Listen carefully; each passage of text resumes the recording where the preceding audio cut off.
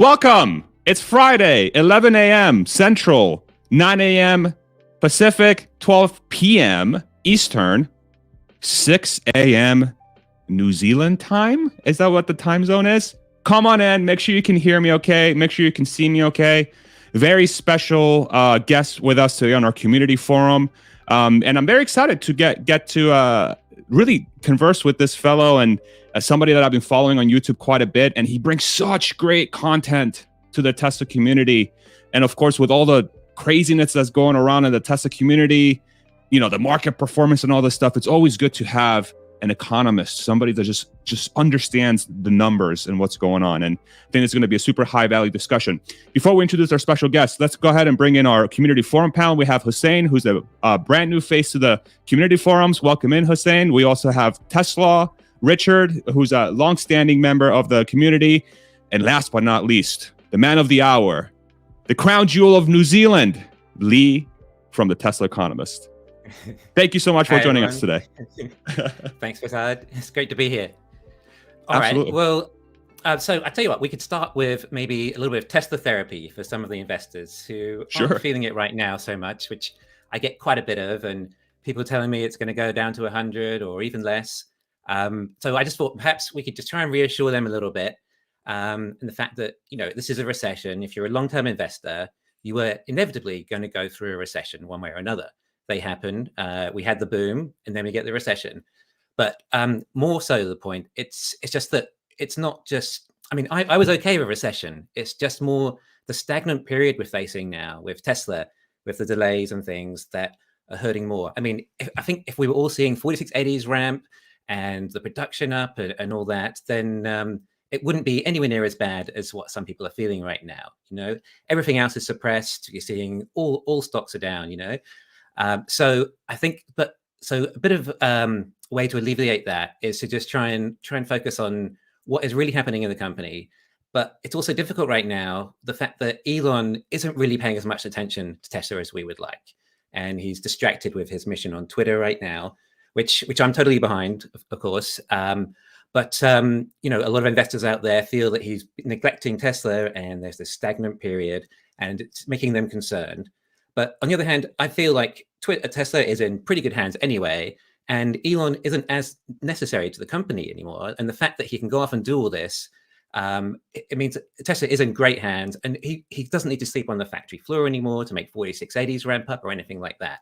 So, but I think it's not. There's other things out there. If you can look for coincidences and things like that, So we're all focused on the 4680s, or maybe some people are on FSD as well, which is progressing pretty well. Farzad, you have FSD beta? Yes, sir, I do. Yep. Yeah, I have not got to experience it before, but I mean, I only have. It's awesome. I only have autopilot. Autopilot impresses me enough. I'm like, wow, this is amazing. What is FSD like, right? So I mean, it would blow my mind. I mean, and people are just, you know, they're spoiled now. It's like, oh, it's not. I had to intervene one time or something. This is not perfect. It's like, do you have any idea how amazing that is? If you go back 10 years ago and imagined that there would be a car that even did that, you know. But anyway, I don't do many models based on FSD or robotaxis because I can't quantify that. You know, that's not really. I'm not an AI engineer or anything like that. I don't even have FSD, like I'm saying. We can't get it here to this level anyway. So instead, I focus on. I learned everything I could about cells and batteries, because I feel that is the core part, the component of the product, really, of all the products. Energy, even robots, eventually, they're going to have batteries, right? So I try and learn everything I can about batteries and cells and how they work and manufacturing them. And then I felt like I understand the product. So 4680s are just phenomenal in theory of what they're going to be able to do. They're going to be able to make batteries faster than anyone else, and batteries is the limiting factor. And they're going to be supposedly $70 a kilowatt hour, which is even cheaper than LFP in China. And this isn't LFP. This is high energy dense nickel based batteries. So, and you know, some people think, oh yeah, okay, the Blade batteries and CATL Shielding batteries, they're all kind of on par because they're structural battery packs and they cost about the same or so. Yeah, in a sense, and they're more or less kind of similar, right? And safety as well. They're all really good. But they don't factor in the fact that the 4680s are going to be so much more profitable when they go into vehicles, because they're going into like a longer range Model Y compared to a BYD or something, you know? So it's a huge deal. And when you have something that's that more profitable, of course, you can justify things like vertical integration more and massive investments, like a new lithium refinery coming in Texas, which I don't know if you've seen it or anything, but there was some YouTube videos that have showing there's a new building coming up there. And there were reports saying that this refinery was going to be starting construction in this quarter and be running in 2024. And when it comes to batteries, lithium refinery seems to be what will be the limiting factor over time. And Tesla are getting started on it now. And in 2 years' time, hopefully that's gone. And also that takes a lot of dependence on China for the whole supply chain as well. And Tesla can be more independent that way and not have to rely on anything, because they're still relying on China. They basically have a monopoly on the refinery there. So, you never know what can happen. But Tesla want to do everything. They don't want to be relying on everyone or hoping that third parties are going to be able to do this or that. You never know what can happen. And then Elon talks about force majeure events as well. So yeah, they control all that. But I don't think that it's a revolutionary new battery, the 4680, and it's been tough. The dry battery electrode, they've done the anode, apparently it looks like, which is phenomenal. That's a major start. The cathode sounds like they're still having trouble. We haven't had any updates. I mean, it would be nice if Elon just gave us some updates on how the 4680s were going. But anyway, I don't believe that Tesla would bet the entire company just on the future of that one revolutionary new unknown technology. So and also, why would they also want to cut supplies with companies like CATL or not expand anymore? It's like, okay, CATL, we're great, thanks. So no, you can make tons more batteries, but we're going to rely on this 4680, and we're not going to worry about any more. Despite the fact that you've made this new revolutionary battery as well, because they created a battery with an iron cathode combined with a ternary cathode, and it's not using nickel and it's not using cobalt. So it's a great battery, and it's also, I think they're saying, 20% more energy dense than an LFP cell. This is the M3P cell they're making. And if you factor all that in, then you're probably going to be, if you put it into equivalent rear-wheel drive Model 3, then you're probably going to get a range of in excess of 300 miles for the same price of battery, same cost of battery. But of course, their new batteries are structural battery packs. So that means that you can then have the front and rear castings, and you're saving perhaps 200-300 pounds of weight there, which in a Model 3 actually does make quite a bit of difference as well.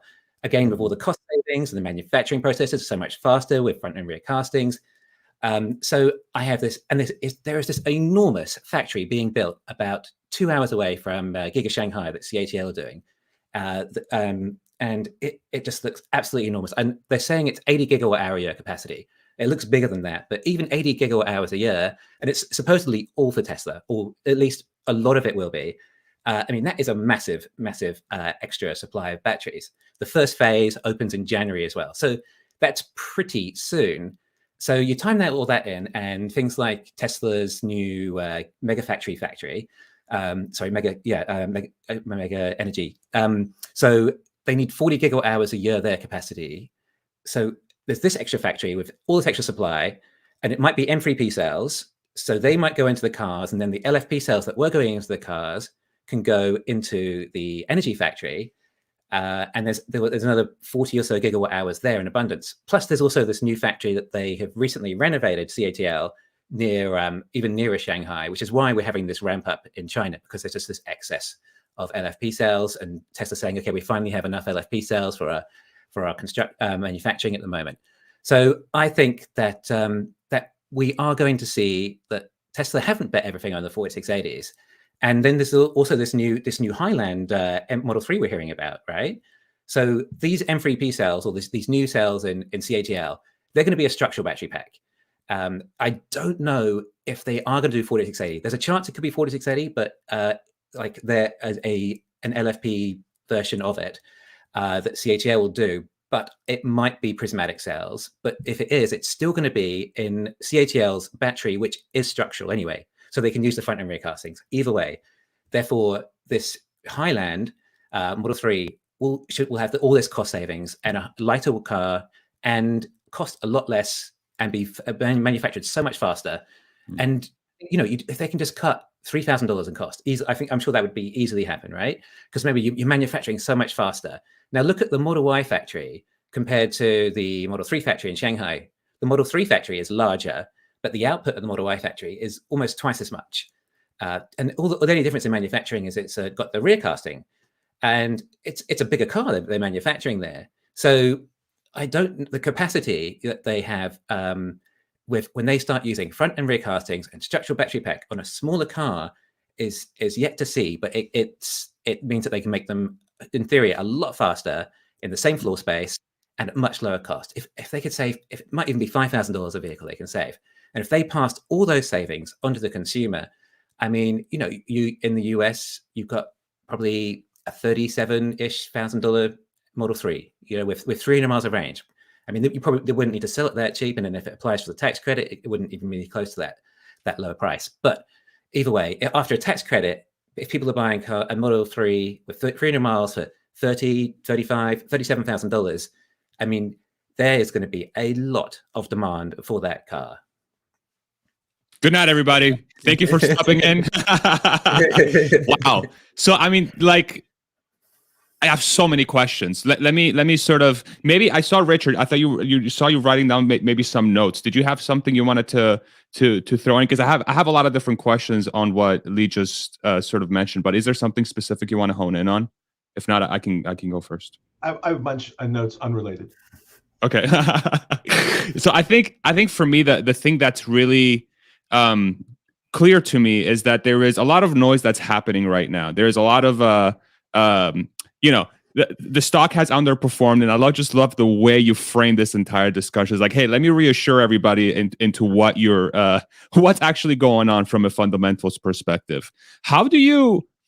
So is it just naturally come to you that you're able to just hone in on these things so innately and just focus on the fundamentals and ignore the noise? Is that something that's part of your character? Like, is that something you learned? Talk to me a little bit about that, because this is very impressive. You just went for 10 minutes, like bang, bang, bang, bang. Help me understand that.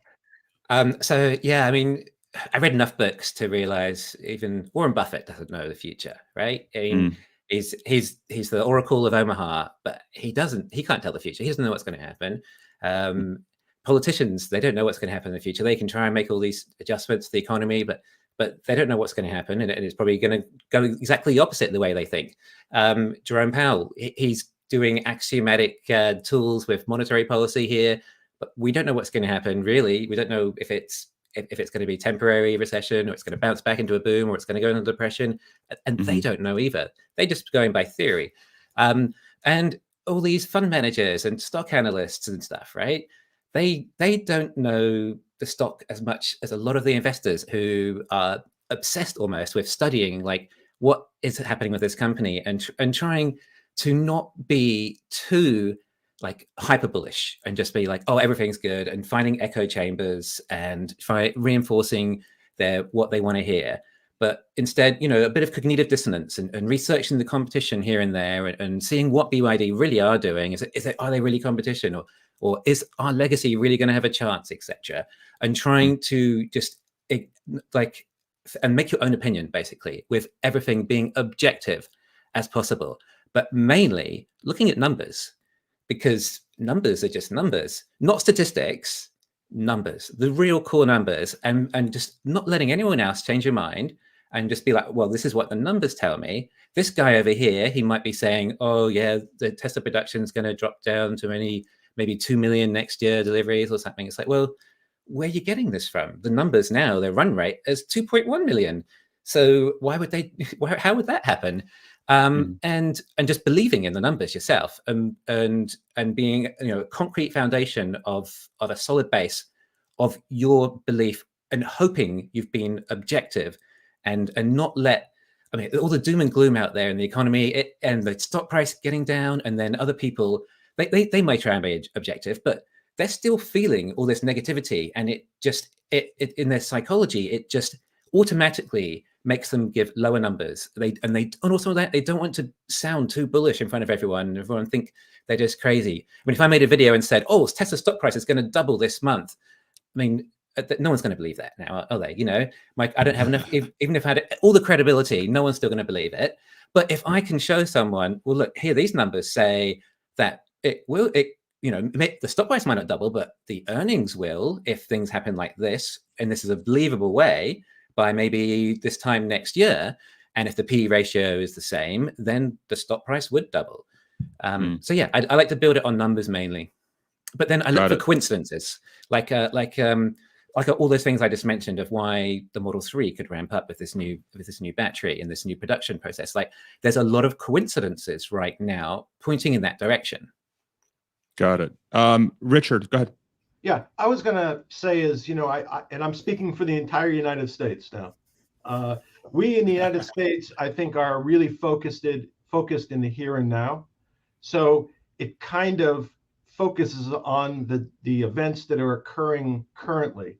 And I would say, if I was going to point out one deficiency in Tesla that I think doesn't help the stock price, is just a lack of clarity from Tesla itself. And I think that causes anxiety with Tesla investors. Because I'm a long investor, and I've been buying the last 3 months almost every day. But I'm still pissed off. I'm not happy, and I'm not happy about certain actions that Elon's taking. But I know long term the numbers make sense, so I'm fine. I'm connected to the long term, but in the short term, I'm still affected by what's going on. It doesn't affect my decisions to buy stock, etc., but it affects me day to day. And I'm sure that's true of every Tesla investor. And and part of it is also there is so much information available, and it's just a flood. If you go on, I'm a member of multiple Discords, I'm on Twitter, and I just see a flood of information. And just for example, so my background is I'm a lawyer, so I look at, and there's tons of legal issues that come up with Tesla. And I saw yesterday there was a report on a lawsuit involving FSD brought by a shareholder. And whoever was reporting on the lawsuit is indicating that there was some decision or contemplation of the merits of the case, and there was a fraud claim. And the way it was presented, it sounded like Tesla had been unsuccessful in combating a fraud claim. And all it was a procedural issue, had nothing to do with the substance, but it was out there and people would read it, people get anxious about it, and it kind of feeds upon itself. So people are anxious and they kind of, it's a confirmation bias the opposite way. You have an anxiety and you start to look for things that kind of confirm your anxiety. So I wish I could be as calm as Lee. He looks very calm, sitting very straight. I'm moving all over the place. But the current environment is difficult. It really is difficult. And the recession and the economics are, obviously enhance that. And the way I see it, we're not even into the real recession yet. So the stress and the recession may not be correlated to the stock price, because I think historically speaking, when we get to the recession, the stock price should start to rise, not the other way around. But people are going to have less economic means during those times, and they're going to be more stressed out. So it's important to look in the future, but it would be helpful if Tesla gave more guidance just to ease people's fears and anxieties. What do you think, Lee? I think, Elon is distracted with Twitter at the moment, which also makes him look somewhat complacent when it comes to Tesla and how it's like a sinking ship and people are worried about it and he's ignoring it. And that is also concerning people. But, we have no PR department or anything like that.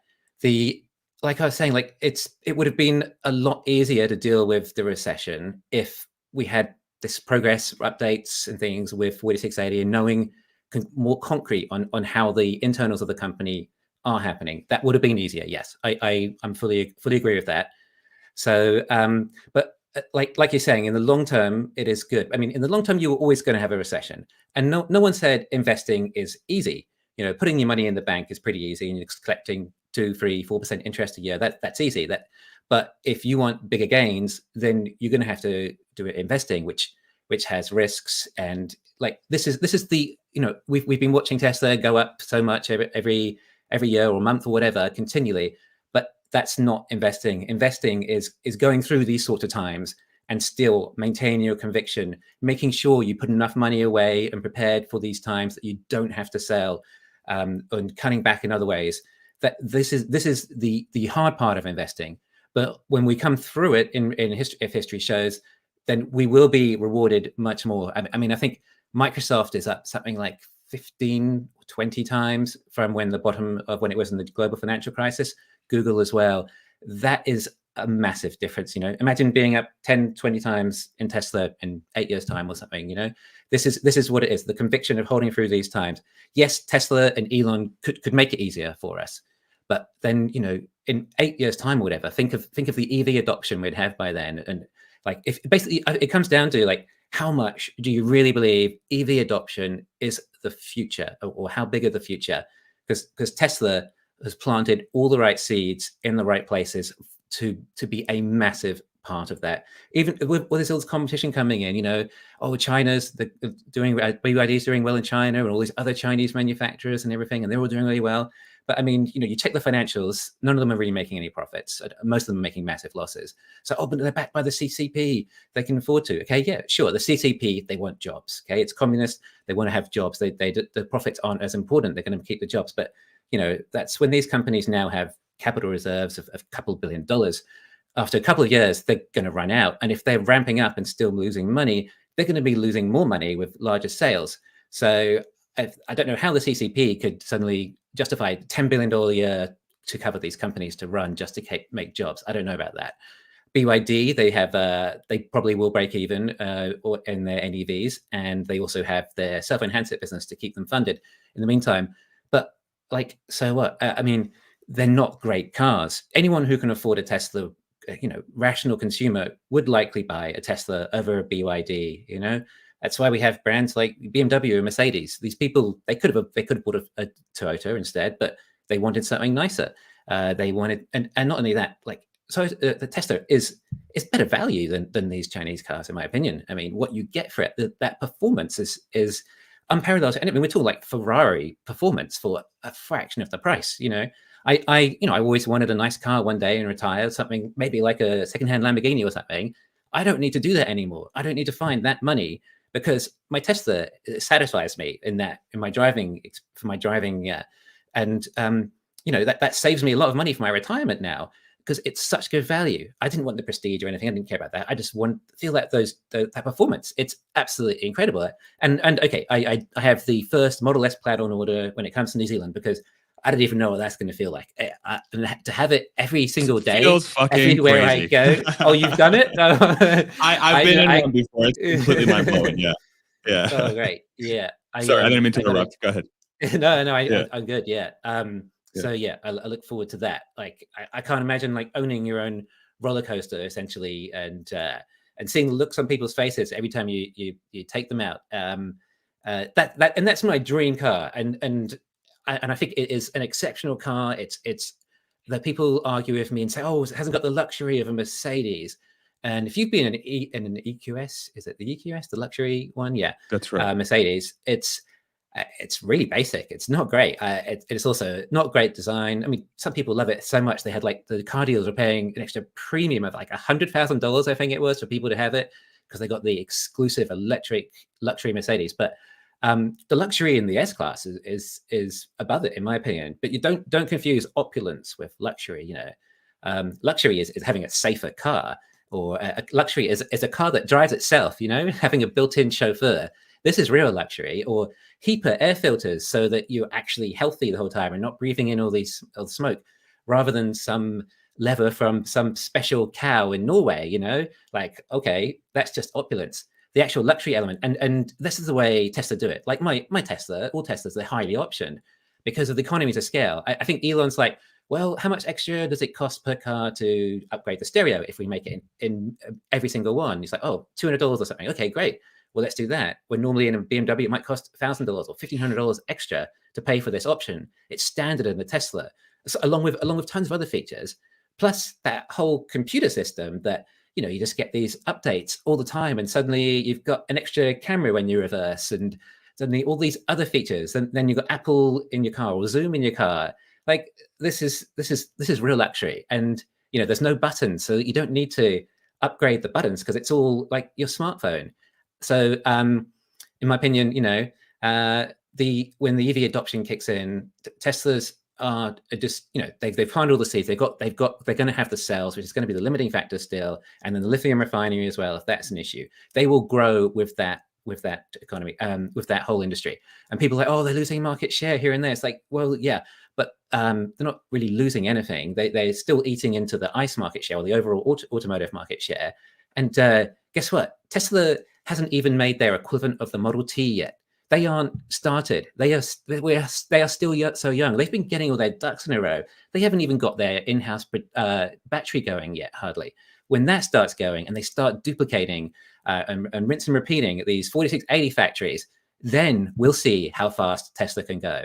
And then, of course, this, the Model T version of the car, whatever it's going to be, this low-cost version of a Tesla, which Elon has said, it's like a $25,000 car before, but then he's kind of backtracked on that and said, don't think about it so much as a low-cost purchase. Think of it more of a low cost per mile driven, or being driven in, perhaps. So we don't know if that's going to be a robotaxi or a compact car for sale. But either way, that's going to be their Model T version of them really pumping out cars. And him saying that they found ways of production to cut the cost of the equivalent of half of a Model 3.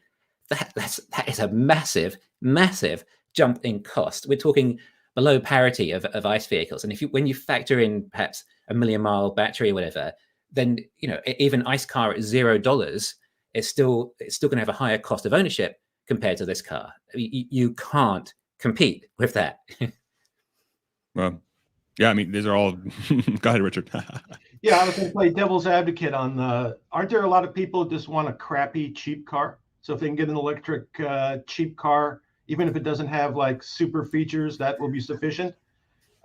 That's kind of one question. The second question would be, BYD, I agree, has really low margins, but they probably will operate with really low margins.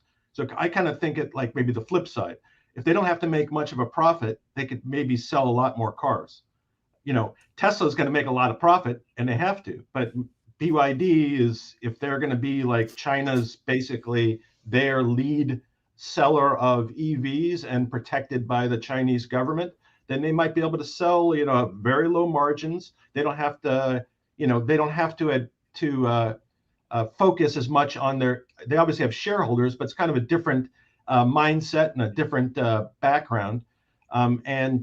So I'm wondering if there are some Chinese companies that eventually can compete. Now, consistent with what you just said, I think I saw on Twitter yesterday, the CEO of BYD, he was asked something along the lines of, are you competing with Tesla?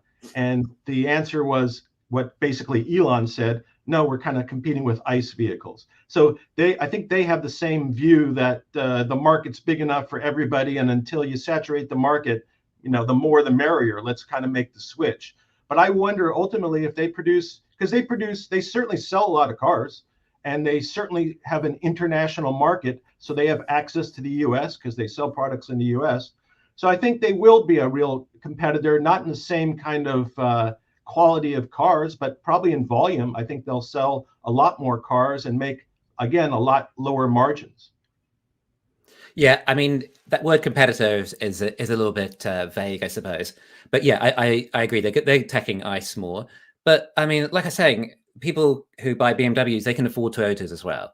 And in America, the people identify a lot with a car. For example, when Ford, the Ford Model T, right, that mistake Henry Ford made was thinking, oh, we just want lower cost car. That's all the consumers want. We can get the cost down lower and lower and lower. And the cost of the car went down from like $900 to eventually like something like $280 by the end of it. But in the meantime, General Motors or maybe it was Chevrolet at the time, they were working out, well, hang on, okay, cars are affordable enough now. Let's see if we can make nicer cars or keep with, because the Model T was still pretty basically the same design, perhaps with a roof on and a few extra things, but it was basic. And then they're making nicer cars, and people are like, well, hang on, I can actually afford a couple $100 more for a Chevrolet over a Ford. And Henry Ford was obtuse enough to just, even though everyone was telling him like, no, you've got to start making other cars. No, people just want cheaper cars.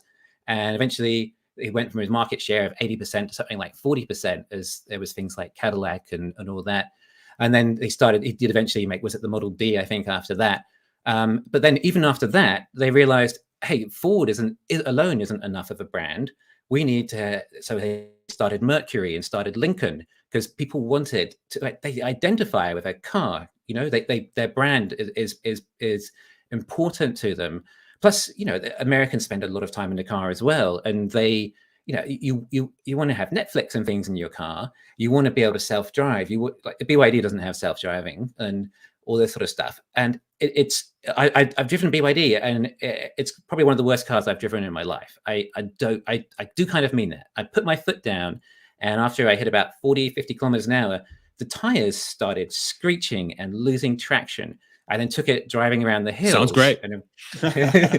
Going around the hills. I had the video of it. I put it on my channel, and you can hear the tires screeching as the traction control kicks in after you lose traction. The brakes weren't great. It's not a great car, but it is a low-cost car. If people can't afford a Tesla, then they can get this. And it came with, quite a few of the options, like radar, cruise control, about a highly optioned Mercedes from 12 years ago. It would have had, it has but it's got, it's good value for the money in a sense. If you just want a car to go from A to B, I think people do want more in a car. And not only that, Tesla offers so much more in a car. Now, I would compare BMW really as a competitor to where Tesla is, more on that luxury standard. And then what you get for the money for maybe a Model 3 compared to a 3 Series, well, obviously the Model 3 is going to be so much faster or quicker anyway, to 100 to 0 to 60. And then all the other elements you get to it, like all the options that come standard, and you start adding those options onto the BMW, and the Model 3 is like, $15,000, $20,000 cheaper. And of course, it doesn't even have self-driving, and it won't update itself. It's not as safe. The safety things are a major element that, it's the safest car in the world. And then you can go into the supercharger network and all the other things. Yeah, BYD, I think they're going to be big in China, and they're making a lot of cars, and the profits, like you're saying, they aren't concerned about the profits so much. They just want expansion. They want market share, and they're going to go overseas as well. But when they start going overseas, you've got shipping costs, you've got tariffs, you've got protectionism against you. Like in the US, they won't have that $7,500 credit. They'll have to pay import duties. They won't have the charging network. BYD have some presence in the US, but I think it's mainly for their hybrid buses. It's not so much for car dealerships where they'll, you need all the service centers. People complain about the Tesla service centers. Well, how bad's a BYD one going to be? And then what about BYD? What if Xpeng and NIO and the others want to all come over as well? I mean, there's economies of scale in the service centers and the superchargers, of course. So I think, BYD is a player in the electric car company, in the electric car industry, but they're all using LFP cells. So one major disadvantage of LFP cells is you're limited to a real life range of about 200 miles. And okay, a lot of consumers are okay with that for the cost saving, but a lot of consumers, especially in America, according to research, they want 300 miles. None of them can offer that. And that's in a sedan. You start going to SUV, crossover, pickup truck, minibus, minivan. You've dropped down to 150 kilometers and miles range, or maybe even less, right? That's not going to be enough. That's it. They can't do long range. And you can say, oh, well, they could make nickel batteries. Yeah, but they haven't supplied that. They haven't got there. They're harder to produce. And iron-based cathodes are a lot simpler. Okay, that's why they can just make these factories so quickly. But when you start doing nickel, you got it's more. There's all the thermal management issues. It's a lot trickier. The legacy companies, Ford, GM, Stellantis, Mercedes, Volkswagen, what have they invested in? They've all invested in nickel batteries, right? With 200 gigawatt hour factories coming online eventually. It's taking a long time, don't get me wrong. 2024, 2025, 26, Ford like, oh, we have 1 or 2 million EVs a year. Okay, still, that's in the US alone, right? But they also qualify for all those tax credits, and they're offering 300 miles of range, and it's a Ford brand compared to the Chinese brand. And I would say, I haven't driven a Mach-E, but I would say it probably does drive better than a BYD. And I've seen them in person. They're not bad at all. It's a pretty decent car, but it's, I think from the description you have of BYD, it's you've driven it and you've experienced it in person. It just seems like Tesla is a class above. Let me real quick before we continue on the topic, I just want to make sure Hussein, he has to leave soon. I want to make sure he throws in a couple cents here. Thank you, Lee, for I mean, this is like incredibly valuable, I think, for investors to really get re-engaged to maybe the ones that are sort of, absorbing all the stuff that's going on now. The fundamental story of Tesla just rings so true, and the way you're describing it, it's just powerful. I got to give you that. It's very, very powerful. Hussein, go ahead and sort of share your thoughts or a question you might have. Yeah, I mean, thanks so much for having me, Farzad. I'm in here to actually start understanding the dynamic behind Tesla stock and all that. And Lee has been killing it. I'm not gonna lie. Before I leave, like I usually get this question. I'm like, when it might be the most optimal time for Musk to step down as Tesla CEO. It might be a little bit unrelated, but I think it's going to narrow down to the way Tesla stock maybe is behaving. Let's say. What do you? So yeah. What do you think about it, Lee? Go for it. Yeah, I mean, I think he's been delegating a lot more as he can. Is obviously he's juggling several companies right now, and I think we're starting to get the impression that Tesla is in really good hands, and he has some really key people there, and it's. I mean, we don't want to lose him as a CEO, and he said he will stay there as long as he can be useful. And he also says that he knows more about manufacturing. And I think the context was manufacturing in general, not just auto manufacturing, than anyone in the world. That was what he said. And then Tesla, when it really comes down to it, because basically electric cars or good electric cars are about how can you get the cost lower to parity of ICE or lower than parity. And it comes down to manufacturing.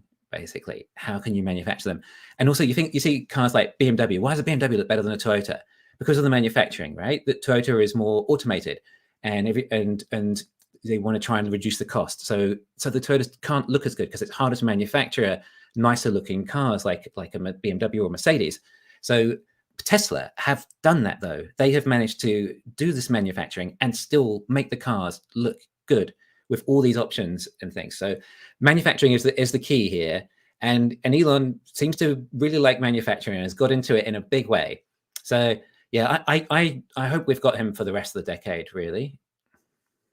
Awesome. Does that answer your question, Hussein? Yeah, thank you so much for answering my question and for having me in the live stream, guys. And I'll see you guys later on. Thank you, brother. Appreciate you for stepping in, Hussein. Let's go ahead and bring in, looks like Hans might be in the kitchen. Let's bring in Ishan. And then let's bring in Hans whenever he sits down. I'm sure he's caught up. So what's up, Ishan? How you doing? Hey, I'm doing good. To be honest, Hussein just cracked me up when he talked about how the Tesla stock's misbehaving. Yeah. Why? What's Indian parent gotta smack this little kid and get him straight. Somebody gotta get hurt. What do you? I'm sure you've been listening to the conversation in the background a little bit. Lee has been. I think my biggest takeaway from this conversation thus far, and this is sort of where maybe we can, I don't know if you want to throw your 2 cents in here, or Lee or whoever wants to jump in here.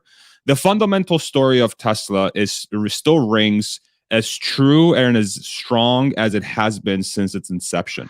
And it's because the landscape that Tesla's competing in, it appears to this day, even though there's these other vehicles and manufacturers coming to light that could quote unquote steal away share from the company, it's just simply not the case. And it seems like we have all the data points that are available to us that are pointing to this direction. BYD himself, the leader coming out, Richard, thank you very much for bringing light to us. This to light is the leader of one of the, I guess, perceived competitors to Tesla in BYD is openly saying that we're actually just going to go after ICE cars and gas cars.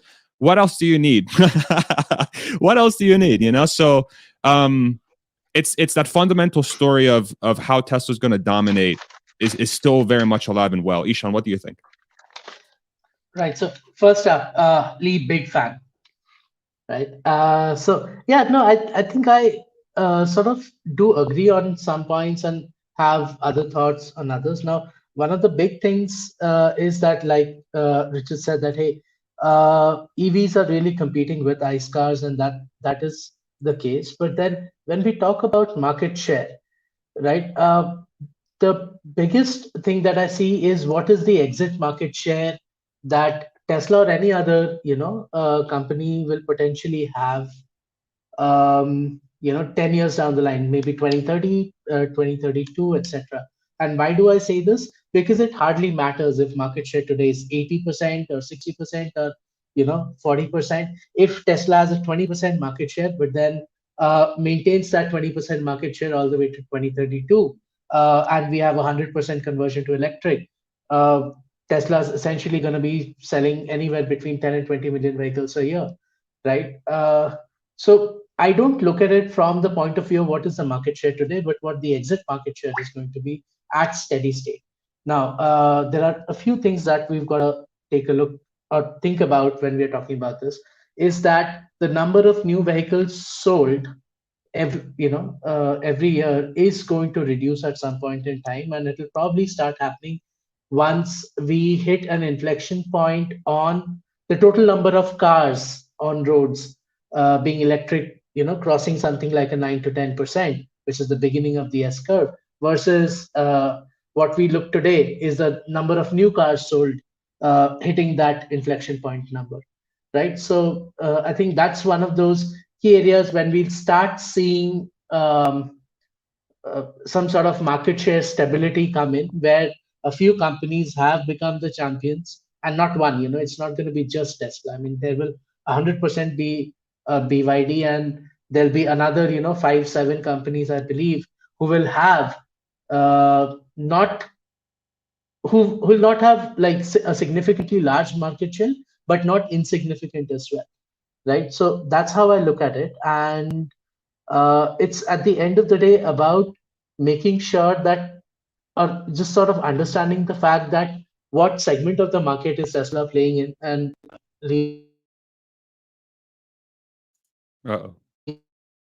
Ishan, you still there, buddy? Yes, point. Information. If you look at what Toyota. Okay. I think you're back. I think you're back. I think. When did you lose me? The internet monster came to you. We lost the last 10 seconds. So if you want to kind of start. Okay.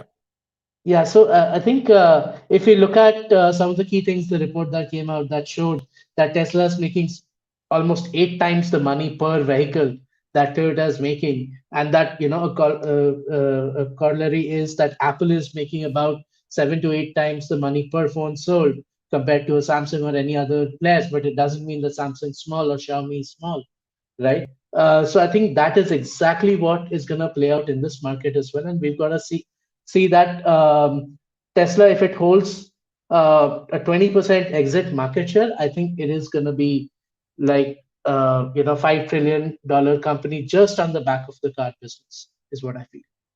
Mm-hmm.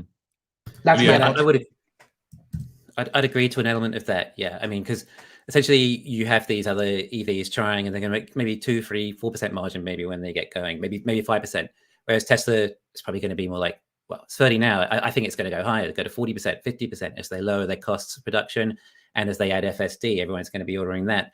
So, but the market share, I mean, this is it's going to be arbitrary in a sense. And we think of our market share as the number of EVs sold. But the limiting factor is still going to be sales for some time. I mean, easily this decade. So it would really be the market share of cell supply would be a better way to determine it. And BYD figures are somewhat skewed because they call them new energy vehicles. So they are including the hybrids in there. We should only be looking at their BEVs, and Tesla's still well ahead of them internationally, globally. So market share of actual cell supply would be Tesla are going to have the biggest. Their 4680s, when they ramp, they should be maybe produce 5 to 7 times faster than the BYD blade batteries. I mean that, and then they keep on rinsing and repeating more and more factories. That's going to be hard for anyone to keep up with. On top of that, CATL are exponentially growing with their cells and improving their technology. and Tesla is by far their number one purchaser. No one else can afford to buy this many cells from them.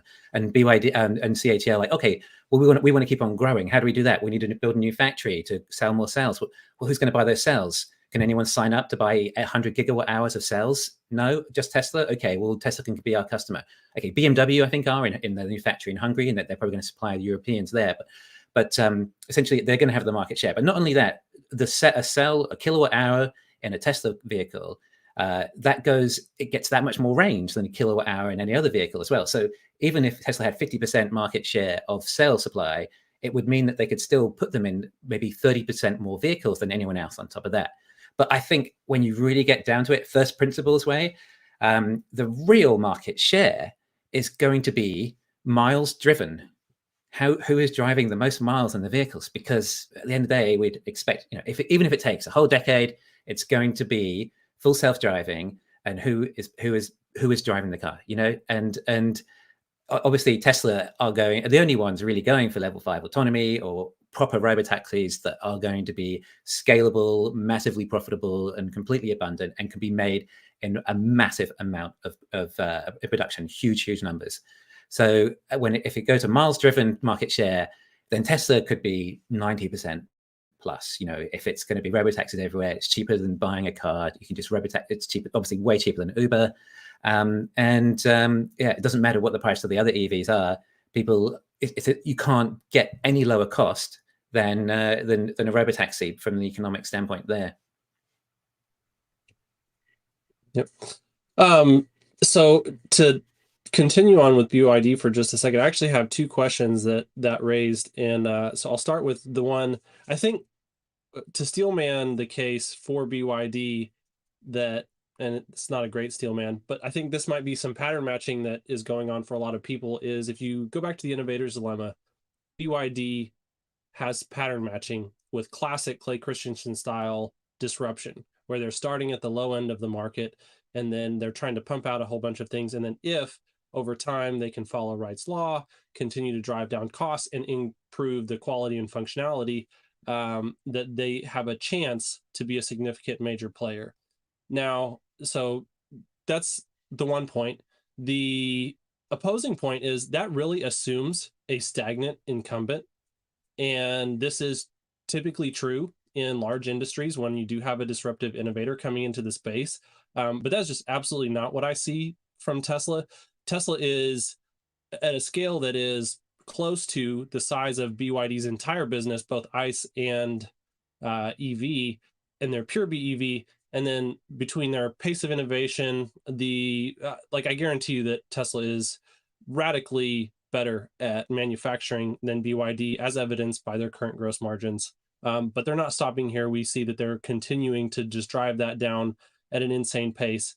And so what are your thoughts on that, Lee, as far as people's perception of BYD as a long-term competitor? Right. I mean, in my opinion, the manufacturing, BYD are currently ahead of Tesla. The blade battery is structural. So, I mean, that's a big deal. That they're not using front and rear castings yet. But and I think you're right. The economies of scale kick in more and more, and costs come down. They find revolutionary new ways of just cutting costs, because they don't need to compete with themselves or Tesla. They're competing with the ICE cars. They're just trying to get to parity of that or below parity and get lower cost relative to ICE. And that's what their objective is. And they I think they can eventually hit a profit. The technology will turn and the economies of scale will kick in and all these sorts of things. But also currently they supposedly aren't making profit, and they do also have this subsidy as well, which is going away. So it's not entirely that easy. But also the larger they get, the less their cell phone handset business will be able to fund them, because obviously the costs are going to go up incrementally or exponentially, really, when they start ramping up more and more, and that cell phone handset revenue starts to dwindle relative to the car business. But on top of that, they aren't like, they don't have these profits like Tesla. They can't justify these massive expenses or like get into mining and refining to the level Tesla can. Sure, they have their own chips and things. They did that, but they're not great. They don't need them, and it's like much better to get a TSMC chip and just making one chip do two purposes instead. And Tesla's costs are going to come down, and Tesla are going to keep making making as many cars as they can, and they're going to keep selling every car they can. So they're not. If BYD have any effect on Tesla, it would only be the fact maybe Tesla might have to lower their prices somewhat and reduce their margins, but Tesla are still going to be selling all the cars they make because they get the costs down more and more. They make more cars, they get more vertical integration, more revolutionary new manufacturing processes, then the costs come down further and further and further. But we already know that the costs can come down so much anyway even if they want to sell a car. We're on we haven't really even seen front and rear castings come in yet, and structural battery packs in a big way. In the future, all Teslas are going to be structural battery packs, front and rear castings, and save $5,000 or so from what they're producing now. Only like half the cars they make now even have rear casting. We are so early, okay? So all the future Teslas are going to cost a lot less, and they can pass on that saving to the consumer if they have to, and then demand will just go up, and their production process will facilitate with all these new processes, and they can make more and more cars in the same space, in a smaller factory, lower costs, more vertical integration, mining, refining, processing. Tesla can just compete at any price point they want. They could undercut BYD even if they wanted to. And if there is this $30,000 Tesla coming out, compact, whatever, then that would be on about the same price as a BYD anyway. With offering more range and safer and. Yeah, that actually raises part of my follow-up question. We've heard Gary talk about wishing that there was a $30,000 Tesla competitor that was available in the Chinese market specifically, and that would allay a lot of institutional investor concerns about their growth rate plans. When I think about that, I think about it from a cell constraint standpoint, and I can't imagine the increase in demand for a Tesla at that price point and the strain that would put on the cell supply. And so that's one of the things that I've been trying to back and forth in my brain for the past couple of days is, what is the give and take, the pros and cons between just continuing to try and drive down costs on the 3Y platform for the time being and increase sales by lowering price, which is in line with what Elon has stated multiple times that he wants to do, versus going ahead and trying to move down market into that segment and, in my view, potentially just blowing cell supply right out of the water. Yeah, I mean, there won't be enough cell supply for a $30,000 Tesla for years. And even put this way, though, I mean, why would they want to put it right now, perhaps they could make it for $20,000, perhaps, so $10,000 profit using those cells, or they could use those same cells and put them in Model 3s or Model Ys and make almost twice as much profit. So you have like half as much profit per kilowatt hour for a vehicle that would have a waiting list of 2-3 years because you can't make enough because the price point's so low. It doesn't seem like a good strategic move to me. Like they don't have the supply anyway. I mean, I don't know when it would take them. Okay, how many people are going to want a $30,000 Tesla? It's going to be huge. The demand is so elastic for electric vehicles because you have this intrinsic value of a vehicle that basically costs very little to run. There's all that saving in gas, maintenance, all that. So when you start reducing the cost from $60,000 electric vehicle to $30,000, it is the demand up like it's so much, so exponentially that and we've seen what Tesla waiting list is like in the past. A $30,000 one. I don't think Tesla's ever mentioned anything about a $30,000 car anyway. I think that's just coming from people saying the $25,000 car plus inflation is $30,000. And so I personally, I don't see the business move behind that. I think a lower cost Model 3 would be a better move right now. Maybe a $35,000 price point in the US, perhaps, where there would be more, and it'd be better to sell that car in the US because there'd be more profit there. It'd probably be more expensive than that anyway. And then you've got more people taking FSD up on there. America is Tesla's market. That is their biggest market by far. I know more Chinese people buy more cars, but it's a much lower ASP. And when you start getting to Tesla prices, it's just so many more people who can afford Tesla at that price point. And if you're limited by sales, then you want to sell them in the cars, put the sales in the cars that make the most profit. Like something like a Cybertruck. I mean, I've heard Farzad say that he thinks it's going to be about 50% margin. in the past. And I think it could even be higher. I think the Model Y from Texas, there's no reason that couldn't be up to 50% margin now with these tax credits.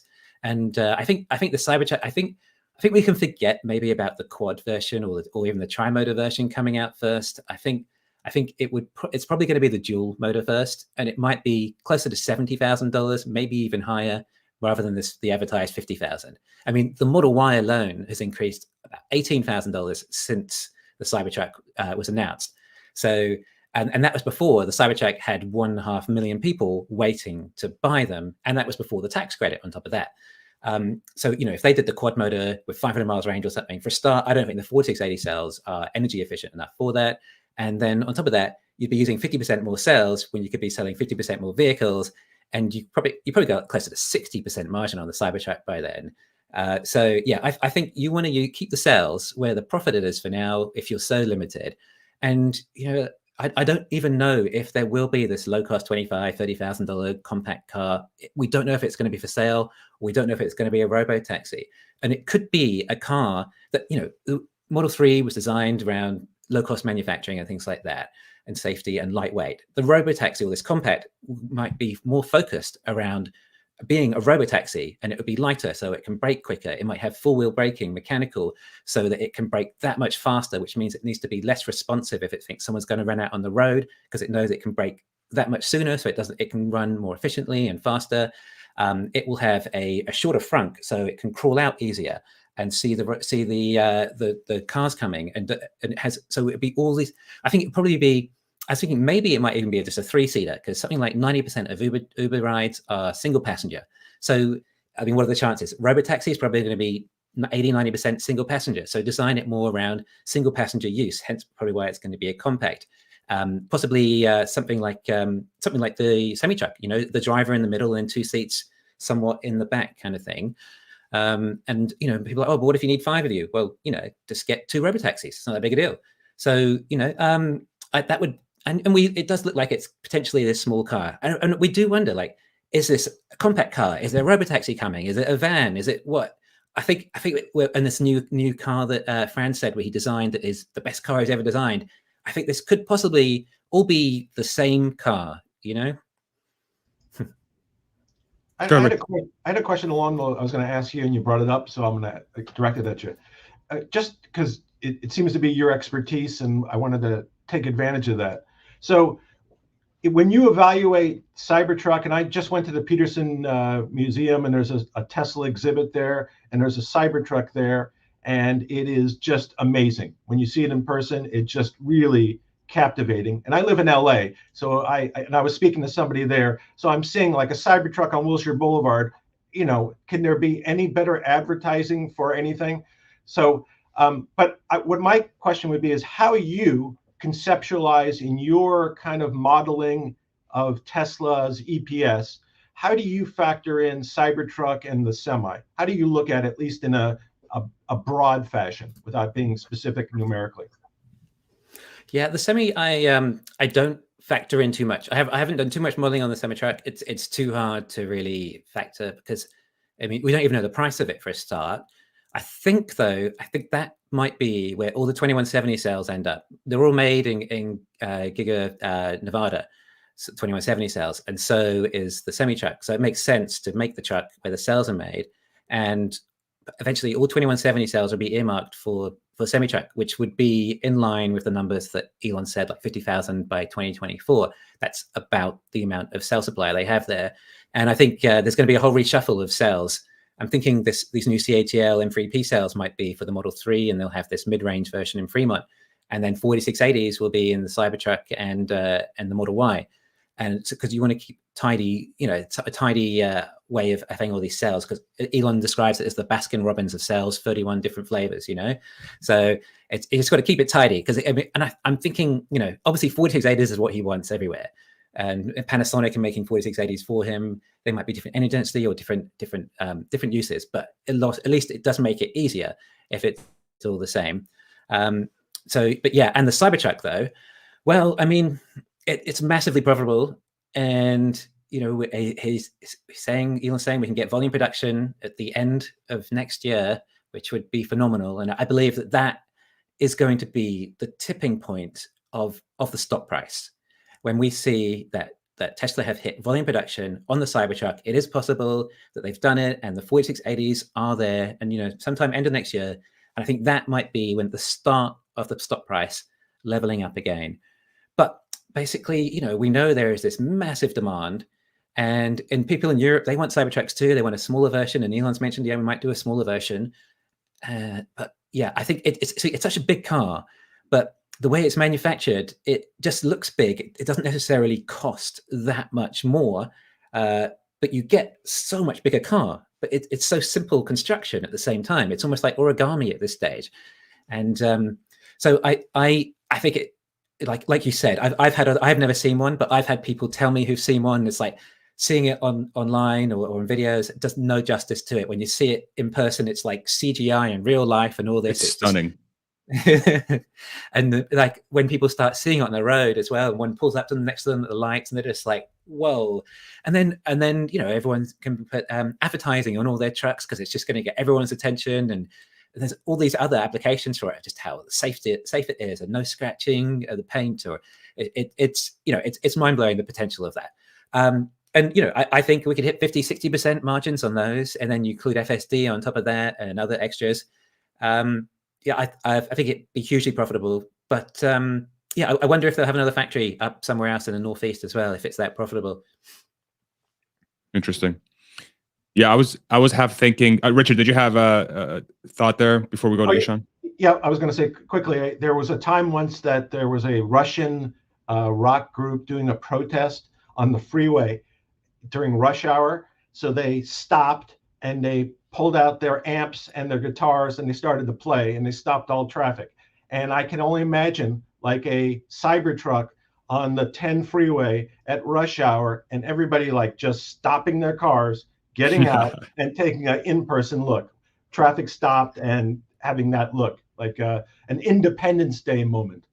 And then imagine if there was a band in the bed of the pickup truck playing rock music. My God, it'd take it to the next level. Ishan, go ahead. I know you have a few thoughts you want to share with us. Go for it. Yeah, no, I think so. Just getting back to what Lee was saying, I wouldn't exactly discount BYD as somebody who's trailing Tesla by a large margin, because they have, of course, they used to make ICE vehicles, but what they've really done is taken the best principles of what Tesla is doing, especially with manufacturing, with the actual physical thing, right? And I'm not getting into software here. They've done a lot of good things, the vertical integration that they have. They actually beat Tesla to a structural pack, which is amazing, of course. The Blade battery packs are actually pretty good. I very recently got to check out the BYD Auto here in India. They've just, I think they've either launched or prepping to launch it. So there are a few early access vehicles available for people to see. And the fit and finish is spectacular, right? In fact, at the same ticket, I would not even think about something like a Merc or a BMW or a premium brand. I found BYD to be actually better, not considering that it was an EV, just fit and finish, the feel, the luxury in the vehicle, etc.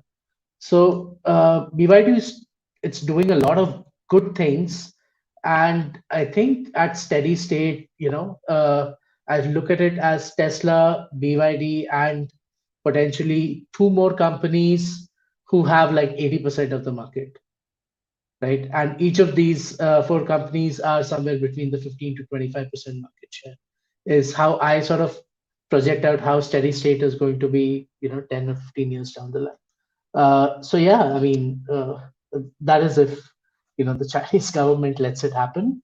But yeah, I mean, I think I'm the last one to discount BYD as a company, just when looking at BYD and not, of course, comparing.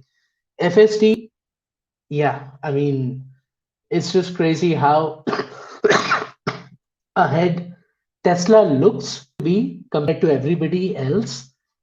But the fact is that we don't know what BYD has going on that front at this point in time. We don't know that. right? We don't know a lot of what other companies are doing. Of course, we know what Ford is doing, and we know what GM is doing, and it's very clear, that they're not exactly catching up. But I do have a feeling that they could license something like Comma AI, which I believe will probably take an extra 5 to 7 years compared to FSD, but it'll get there. It'll get to the point where if FSD is live on roads, Comma AI can also get there with like a lag of 3 5 years potentially. And those initial 3 to 5 years is Tesla's opportunity, right?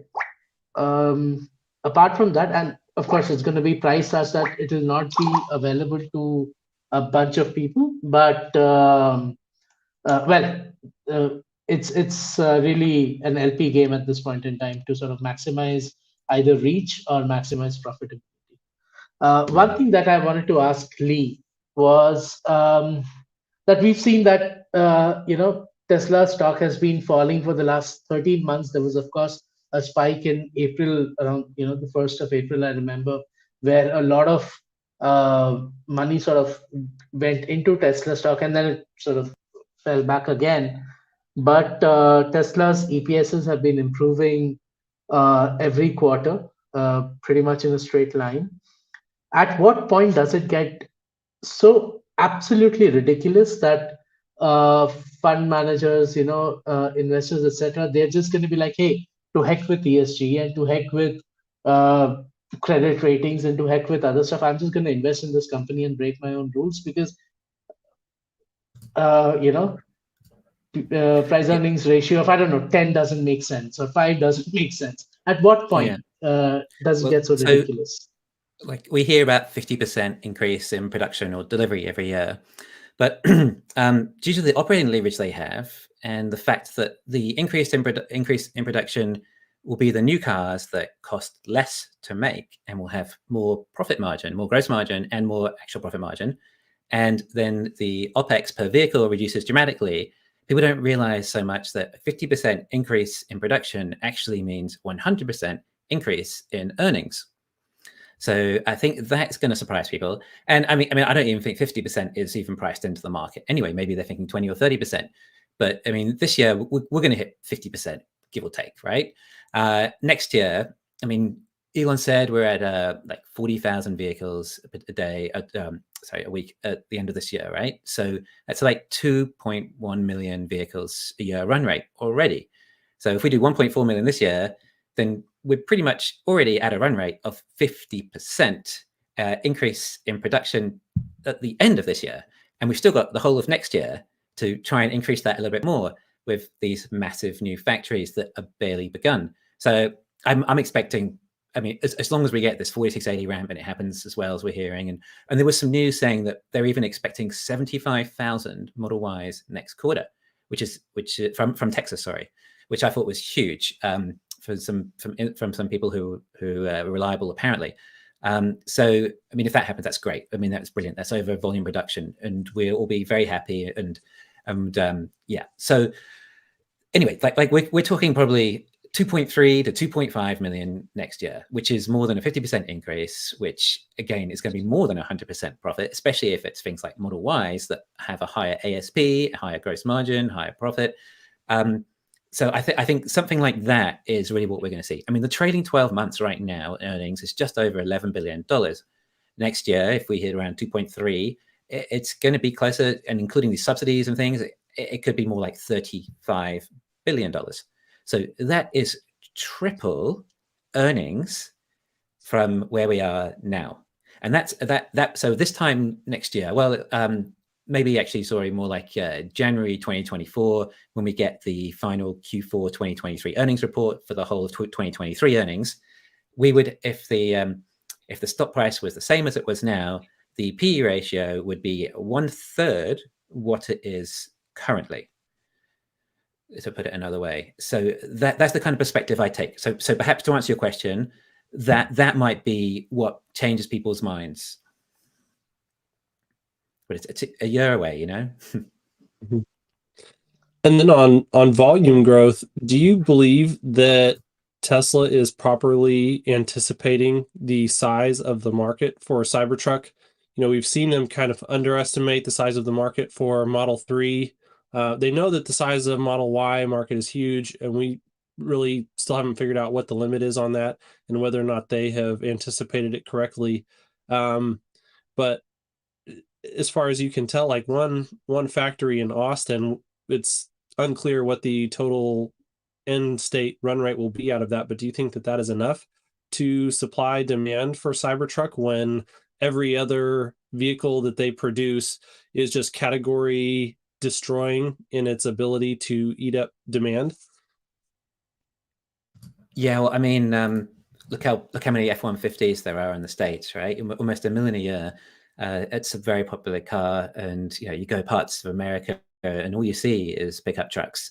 It's huge. America's a massive pickup truck market, and on top of that, they're very profitable cars, and they have a high ASP. But the Tesla have no paint shop in this Cybertruck factory either, which is quite a limiting factor.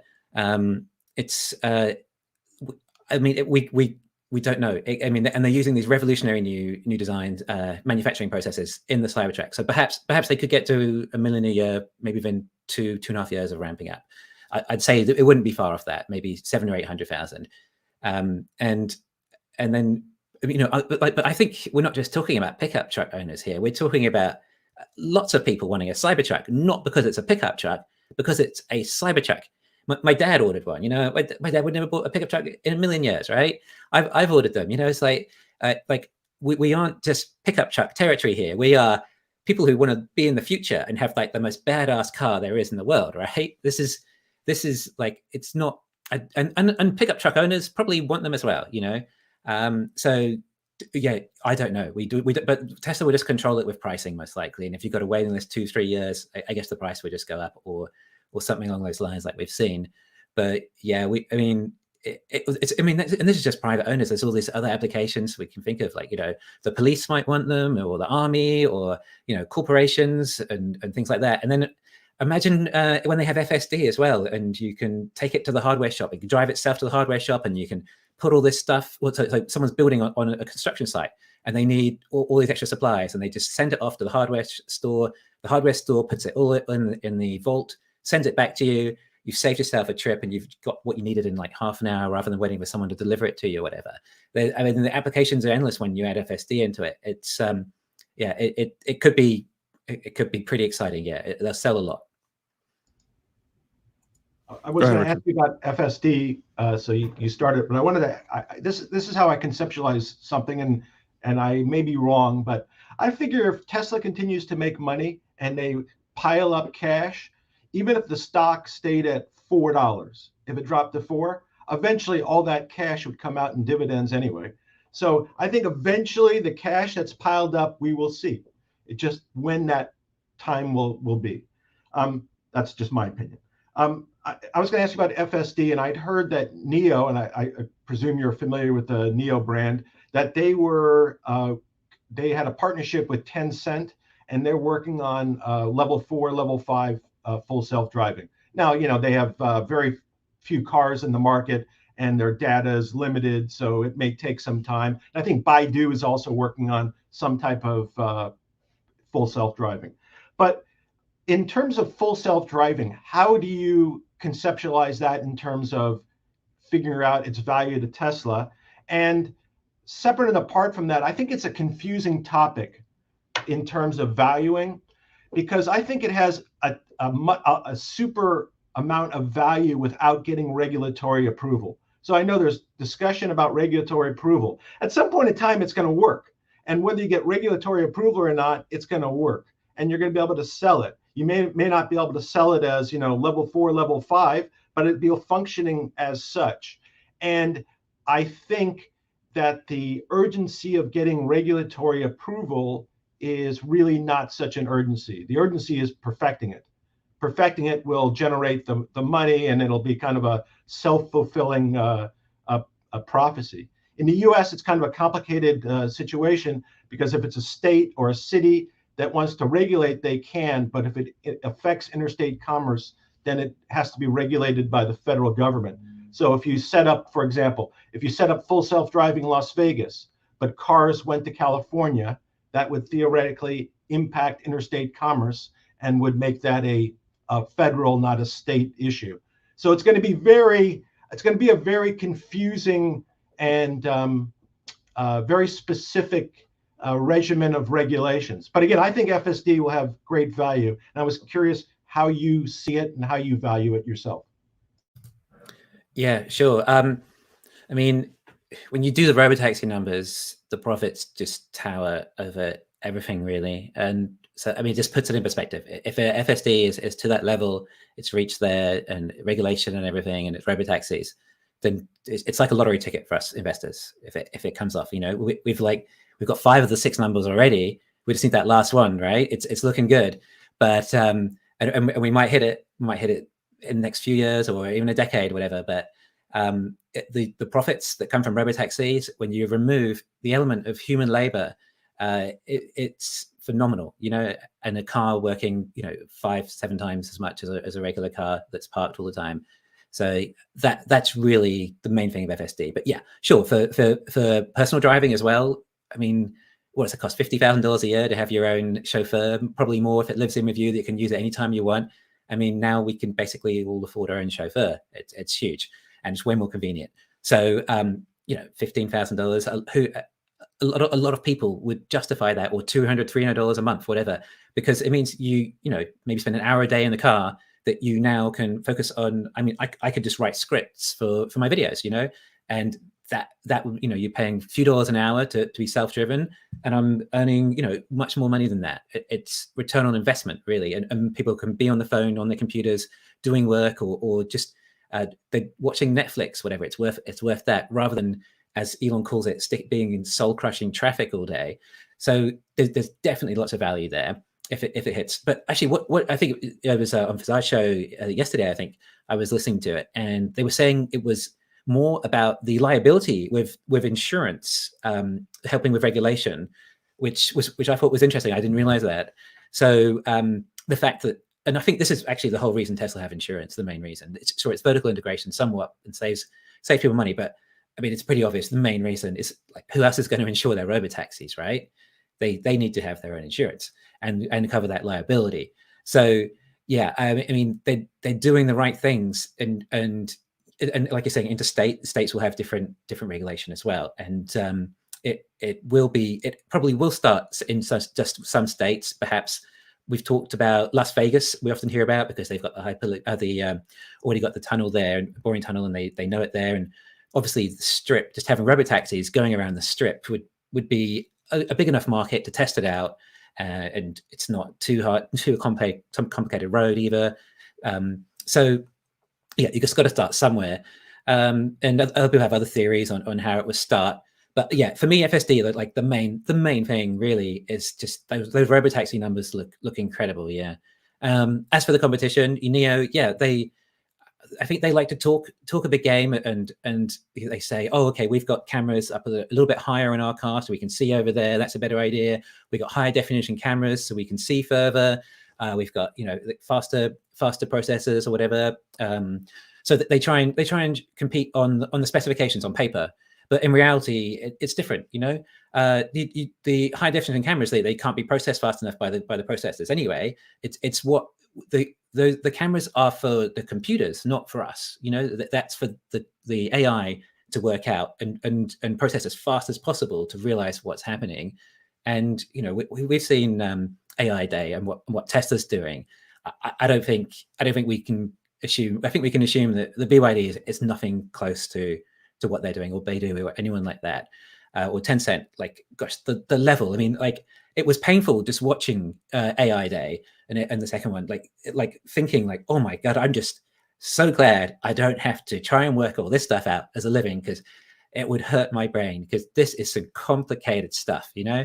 So I feel for them, and they're doing it, and then they like summon it, just like summoning out of car parks as well. Like, oh my gosh, it is that complicated. Geez, that's hard. How is it? And then like they're thinking all these ways to do it. Like, wow, guys, you like, thanks, good luck, because this is tough. So, you know, this is the best engineers in the world who want to work for Tesla. Tesla have the biggest budget in the world, and they have the data as well, of course. I mean, no one else has the data. the insane amount of data they have for all this. So yeah, I'm maybe BYD would catch up, but I think it's probably more likely the well, maybe not BYD, but the others, they're just going to license Tesla technology. There's no way to compete, right? Ford, GM, eventually, if they're smart enough and they realize, oh, no one's buying our cars anymore because they want self-driving, well, Tesla's offering to license it. Let's just do it. I mean, if there'll come a time, I mean, they don't want to. I'm sure they don't. They don't want to use their superchargers, but I mean, there comes a time it's like, do or die. I'm sure they'll capitulate eventually.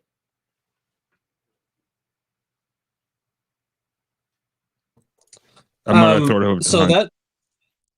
that brings up, I've just put this model together in the last couple days, and it's specifically tied to that intermediate time in between when FSD reaches a safety threshold, where Tesla's really comfortable with anyone in the entire fleet using FSD, and but before any sort of robotaxi is approved from a regulatory standpoint. I know that's a topic that gets a lot of pushback from a lot of investors.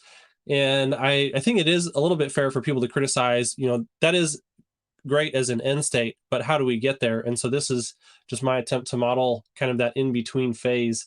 And so it just assumes that FSD is going to continue to improve, and that Tesla will really try to monetize it to the best of their ability, even before going to a robotaxi future. And really the purpose is just to kind of set a floor on what we can expect from Tesla for FSD SaaS revenues. And so I'd just be curious to kind of get your thoughts on this, and I'll walk through the model very, very briefly. I modeled it out to, I think this is extremely conservative, but I only put about 10 million deliveries in 2030, just because the target audience that this is really aimed at, that's a number that they're going to be a lot more comfortable with. And so we see, average CAGR is much lower than Tesla's 50% goal, all the way from now until 2030 to get to that 10 million units. The installed base kind of growing there along with those deliveries. And then it's assuming an FSD subscription take rate that kind of does not include anyone who purchases the full upfront FSD. I think that in this scenario, what I'm thinking through is that Tesla will likely price the full one-time purchase prohibitively to try and drive more subscription revenue. And then what I've done here is for pricing on that, on ARR for those subscriptions, just assumed a very conservative $50 a month in 2023 on that 20% take rate, and then moving up to a little bit more in 2024. This is just a weighted average of a poll that I took on Twitter for, if people had FSD that they had to pay attention at all times, but they didn't have to intervene more than like 5 times a month, how much would they be willing to pay for that? This was the weighted average of what they said that they would be willing to pay. And then in 2025, I'm assuming that you get to a point where Tesla also has an option to only have to pay attention if alerted by the car. And so that was a different poll, and then there was a different amount for that. Let's see. So the weighted average on the level 2 poll was about $66, about $156 for level 3, and then level 4. And this is just a real quick and dirty poll for just kind of a thought exercise. I think that $300 is way conservative for a full level 4 robotaxi subscription functionality. But I'm just using those numbers because that's what I got back based on the community. And, these are obviously people who've never experienced that product. They don't know how valuable it is until they do. And so I think likely it would be much higher than that, but just to be conservative. And so here in 2025, what I did is just average those two numbers. I'm assuming that Tesla will sell both versions, the level 2 and the level 3 version. Some people will choose level 2, some people will choose level 3. And then in 2026, that they would reach that level 4 capability where you actually don't have to pay attention at all. You can actually send your car to pick someone up, but this is completely within a personal context, no commercial use whatsoever. And so then if you run those numbers all the way out to 2030, you get a pure SaaS revenue, which should be pure gross profit of about $52 billion. And then depending on how you want to do your DCF, I was doing a hurdle rate of 20%. I'm assuming that's 60% likely. And so I assign an incremental value of $112.50 to that at whatever point that, in my mind, it's fair to assign that value as soon as Tesla really sends signals to the market that they're going to pursue this type of aggressive pricing strategy to maximize take rate and revenue. So anyways, this is just something that I happen to be working on the past couple of days, and since you brought that up, I wanted to throw that over to you. What are your thoughts?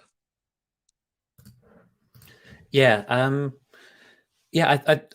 think $200-$300 I think is easily affordable for FSD, but like you say, the SaaS revenue, it's accumulative, and it will, and investors love SaaS. It's just residual income coming in all regularly. 10 million, that's conservative as well. Hopefully, but it adds up. I think and so what was the percentage take rate we're at in 2030? Was it 50%? So 55. I mean, I think that if it is as good as we'd hope by then I mean, remember, this is so my Tesla thought drivers. Process there was that it just wouldn't be available in all jurisdictions at that point in time, and also that there would be a significant amount of the fleet that was tied up in commercial fleets, which this specific model is not necessarily designed to capture, and so there may be additional types of revenue that they're deriving from a commercial FSD subscription that this is not meant to touch. So this is purely just personal use FSD subscription SaaS revenue. I mean, one other thing is, some people might think, $300 a month, that's a lot of money or whatever. But this is also for a cross section of Tesla drivers. So if you're a Tesla driver, a Tesla owner, you have been able to afford a Tesla, which means you probably have higher income than the average anyway. So more Tesla owners can probably afford this more than the average person for a start. So $300 a month doesn't sound like much at all. It's $10 a day, pretty much. If you value your time enough. Most people would make $30, $40, $50 an hour who own the Tesla. So $10 an hour to have an hour of your time every day in a much more enjoyable way is beneficial. So those numbers stack up. So, but when you compare them to the robotaxi numbers, though, they again, the robotaxi numbers just get crazy. But for FSD subscription, then this is with all these numbers, they seem about right. Yeah.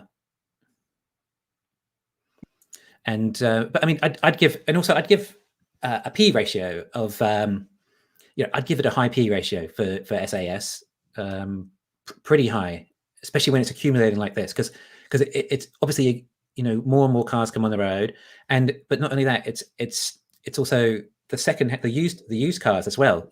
When they get sold, people are going to be using the FSD then as well. It's not just going to be all these new. So all addition to the fleet will be accumulating this, and also on top of that, Tesla would hopefully be exponentially making more cars each year, so it should accumulate exponentially on top of that within time. So it wouldn't, from $50 billion a year, it wouldn't take too long to hit the $100 billion a year, and then you put a good P ratio on there, maybe with just SaaS alone, maybe 40 or something like that in a normal market environment, maybe even higher. So I mean, we're talking $4 or $5 trillion eventually in time, maybe early 2030s. Got it. Thanks. Hans, did you have any thoughts there? You're good? Perfect. Thank you for sharing this. Really appreciate it. Ishan, did you have any thoughts on this, or did you want to take it to a different topic? What do you think? We're an hour and a half in. I'm thinking we go 2, because we could go for 18 million hours the way this conversation is going. But I think putting a ceiling at 2 hours is probably wise. And we'll do a little bit of Q&A at the end. But Ishan, go for it. No, I think this was amazing. This one thing that I sort of wanted to touch upon is the FSD take rate. And if you just look at somebody who's looking to buy a $30,000 vehicle today, right? And let's say gets an APR of 5%, 5-year payback, it's going to be somewhere around the $560 to $600 per month payment. You add a couple of $100 for fuel at 24 miles a gallon, 1,000 miles driven. how much would insurance be? About $250 for a $30,000 vehicle? Am I right? So all in all, you're talking about what, $800, $850 a month that somebody's spending on a vehicle if they're driving 1,000 miles a month, right? So what that, like, for somebody who can afford to spend that kind of money on a vehicle, what would it take for them to buy a $50,000 let's say Model 3 today, and then add on top of it a $200 a month or $100 a month, or even a $50 a month subscription, right? And today it's 200, so let's take that number. It still doesn't match up on a one-to-one scale, right? I was just doing a small calculation, and for a $50,000 vehicle, the monthly payment comes out to somewhere around $950. So which is already over and above, or like crosses the all-in cost for driving a $30,000 vehicle today. So of course, if you're spending $40,000 or $45,000 already on a vehicle, it might make sense. So from a pure economics point of view, we might have to look at the fact that the take rate might not sort of climb up as much. Of course, people paying for the additional safety, but it's not something that people generally do.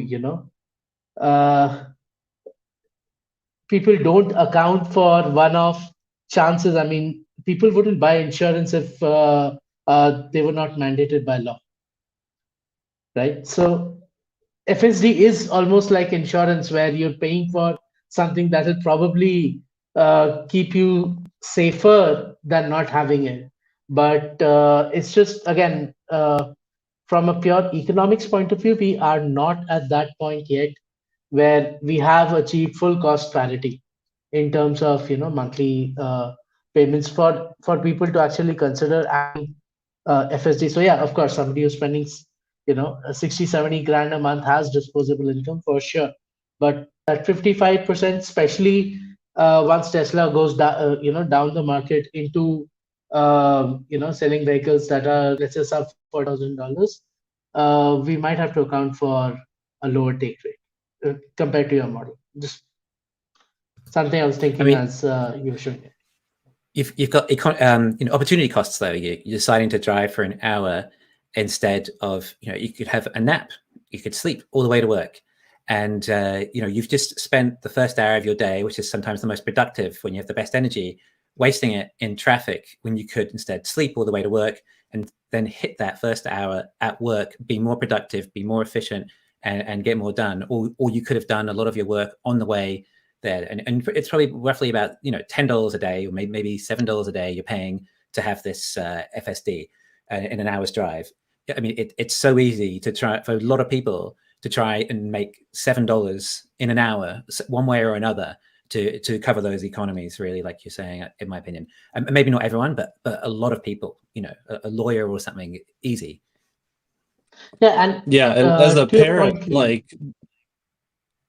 I was just going to add, as a parent, the ability to have the car go drop off teenagers at their events without having to drive them to all of them would be a huge win. Like, I can't even tell you how much that I would pay for that. Yeah. No, once we get to the point where account for all the disabled. Yeah. Yeah. No, you're right. Like, once it's available, like out of beta, and you can legally do it, for sure, man. The take rate would go absolutely up, but then the take rate, I would assume, at that point drops to zero, because that's when robotaxi goes live. But in the meantime, till the time regulations still limited to actually having somebody on the seat. What I feel, and to Lee, your point, is that the people who value that hour of their life are the people who are already making possibly a few X the minimum wage, right? And they already have disposable income to pay for FSD, and that's potentially a smaller segment of people than a lot of us who would gladly drive that extra hour and save that $200 a Sure. month. And But a simple equally example they- is, would you go out grocery shopping or just order in? Right, but equally, this consumer had the X amount to buy the Tesla in the first place as well. So this is likely the market segment of people who can afford that. However, if you compare it to robotaxis, it's like, oh, who's going to pay extra for robotaxi to drive itself? Well, the competition is the gas you're paying. There's no gas cost, there's no driver cost or anything like that. So it does become, for people who can't afford that, like you're saying, the robotaxi is the option, right? It's just 100%. Not your own private car, but it's still going to be a lower cost form of transport in any other way. And you can still do your work on top of that, or watch Netflix, or have an app, or whatever, Yeah, 100%. But again, that potentially is going to be a flip of a switch, which is still, from a regulatory point of view, a bit of ways away. Yeah. Sure. But so for the other people who have their own Tesla though, and can pay they can afford and justify the FSD take. I think if FSD was level 5 and perfect, whatever, I would say like probably the majority of Tesla owners probably would upgrade or pay this monthly fee. I would imagine it's absolutely amazing. I mean, compare it to like $2,500 a year compared to a chauffeur. I mean, overall cost of a chauffeur, live-in chauffeur, I don't know, 100 grand a year, maybe 70 grand a year. That's a big difference. This is what technology does. It allows us to live like kings, like for a fraction of the cost. Like right now, I have like, I don't know, a million albums I can listen to on Spotify. That would have cost me $10 million back in the day.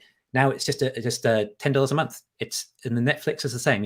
This is what technology does. It leverages us to live like more luxury, and that this FSD is just another example of taking us to this sort of level. No, you're right. But also FSD, if it reaches that level, I mean, it's not going to be $15,000. It's going to be 100,000, potentially 200,000. So whatever FSD is going to make back in terms of earnings is going to get amortized over the thing. So Tesla is definitely not going to be selling it for 15 grand. That's at least how I look at it.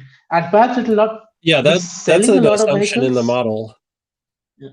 Is that they'll sell it for so much money that for personal use, the people who own a Tesla will not pay whatever that price is, that they'll just go for the subscription. True. I was going to say, and another, Go ahead, Richard. Oh, you could finish. You could finish. Go ahead.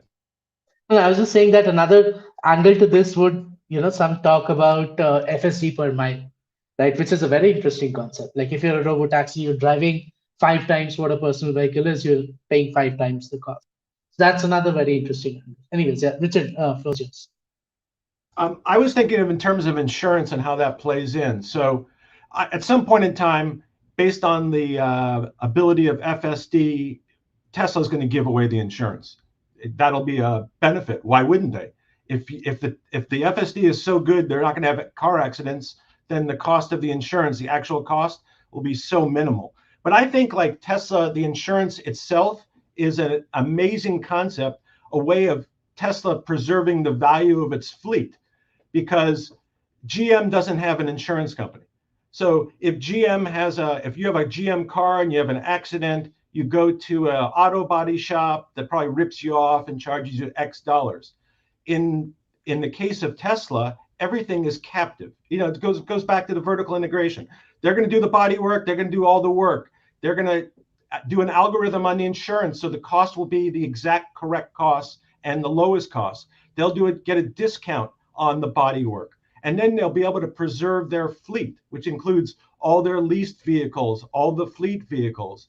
And since the vehicles themselves have a much longer life, that's going to end up in being profit every turn, every flip, and I don't think that's a calculable figure. And at some point in time, when FSD is so good, everybody who gets it free insurance. Everybody who doesn't will buy insurance, probably be required to buy Tesla insurance, and Tesla will be able to preserve those vehicles, even the ones that are not getting FSD. And I don't think that's a calculable figure. I think that's a hidden profit in the long term.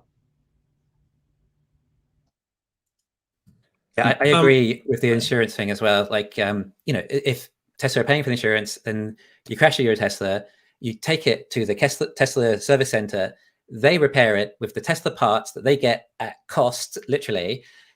So, I mean, you don't have some service centers trying to rip off the insurance company and GM trying to rip off the insurance company as well. It's all vertically integrated, which means they can essentially charge less for insurance. That simple. Plus, it's just going to be a better version of insurance, more simple and everything. Also, like, there's other opportunity costs or other applications you can think of with FSD. For example, if like flying is kind of expensive, right? But if you wanted to maybe go travel a couple of states away, you could just do it at nighttime and go to sleep, and your Tesla will drive you there, and you'll be there in the morning. And you didn't have to go and go to an airport. You didn't have to fly on a plane. You didn't have to, it cost you hardly anything, So it's all these other applications that will open up when people get their heads around. It's like, oh my gosh, this car, it drives itself. The biggest cost of driving, people are like, oh, the gas is costing this much, blah, blah, blah. No, the biggest cost is your time having to drive the car. And that's what they're eliminating here. They are eliminating the biggest cost of driving. I actually think the biggest cost of driving is having to be attentive. I mean, I'm in LA. I have to pay attention. After I drive for an hour, it felt like I drove for 5 hours. And if I didn't have to pay attention, that would really change the experience. On the insurance liability, there is one aspect of it that I'm curious to get your take on specifically, Richard. So, I 100% agree that the cost of claims, the cost of overall liability for non-lethal claims should be drastically lower for Tesla. That said, what is the payout for Tesla specifically on a fatality versus any other company? Is that the same? Is it 10x? Is it 100x? How does that kind of change? It doesn't. It should be the same. If there's an accident and you're injured, doesn't make a difference who did it. The damages would be the same. Okay. Go ahead, Sean. Yeah, but the economics behind it is really, really interesting, So what Richard said, and I'm imagining, is essentially buy FSD for $300 a month, and you buy insurance bundled with it for an additional potentially $50 a month, or you could buy just insurance for $200 a month. Whereas insurance outside by Geico or somebody else is going to be like $300 or $400 a month. And within that, you're actually getting the entire FSD plus insurance package. So it might actually just move the needle. So you're right. I mean, it's frighteningly good, the economics behind that. How do you guys view? So I've been reading through some of the comments, and by the way, shout out to everybody who's been listening so far. We're an hour 45 in, but like it feels like we just got started. This podcast has been so incredibly. Look, it's the first time we even got a chance to put this up. Thank you, producer wife, because it's been so information dense. How do you guys sort of reconcile? And I can sort of give you my take. We've been talking a lot. We've been focused on FSD for the last, say, I don't know, like 30 minutes, 45 minutes of the discussion, this seems like, for a little while.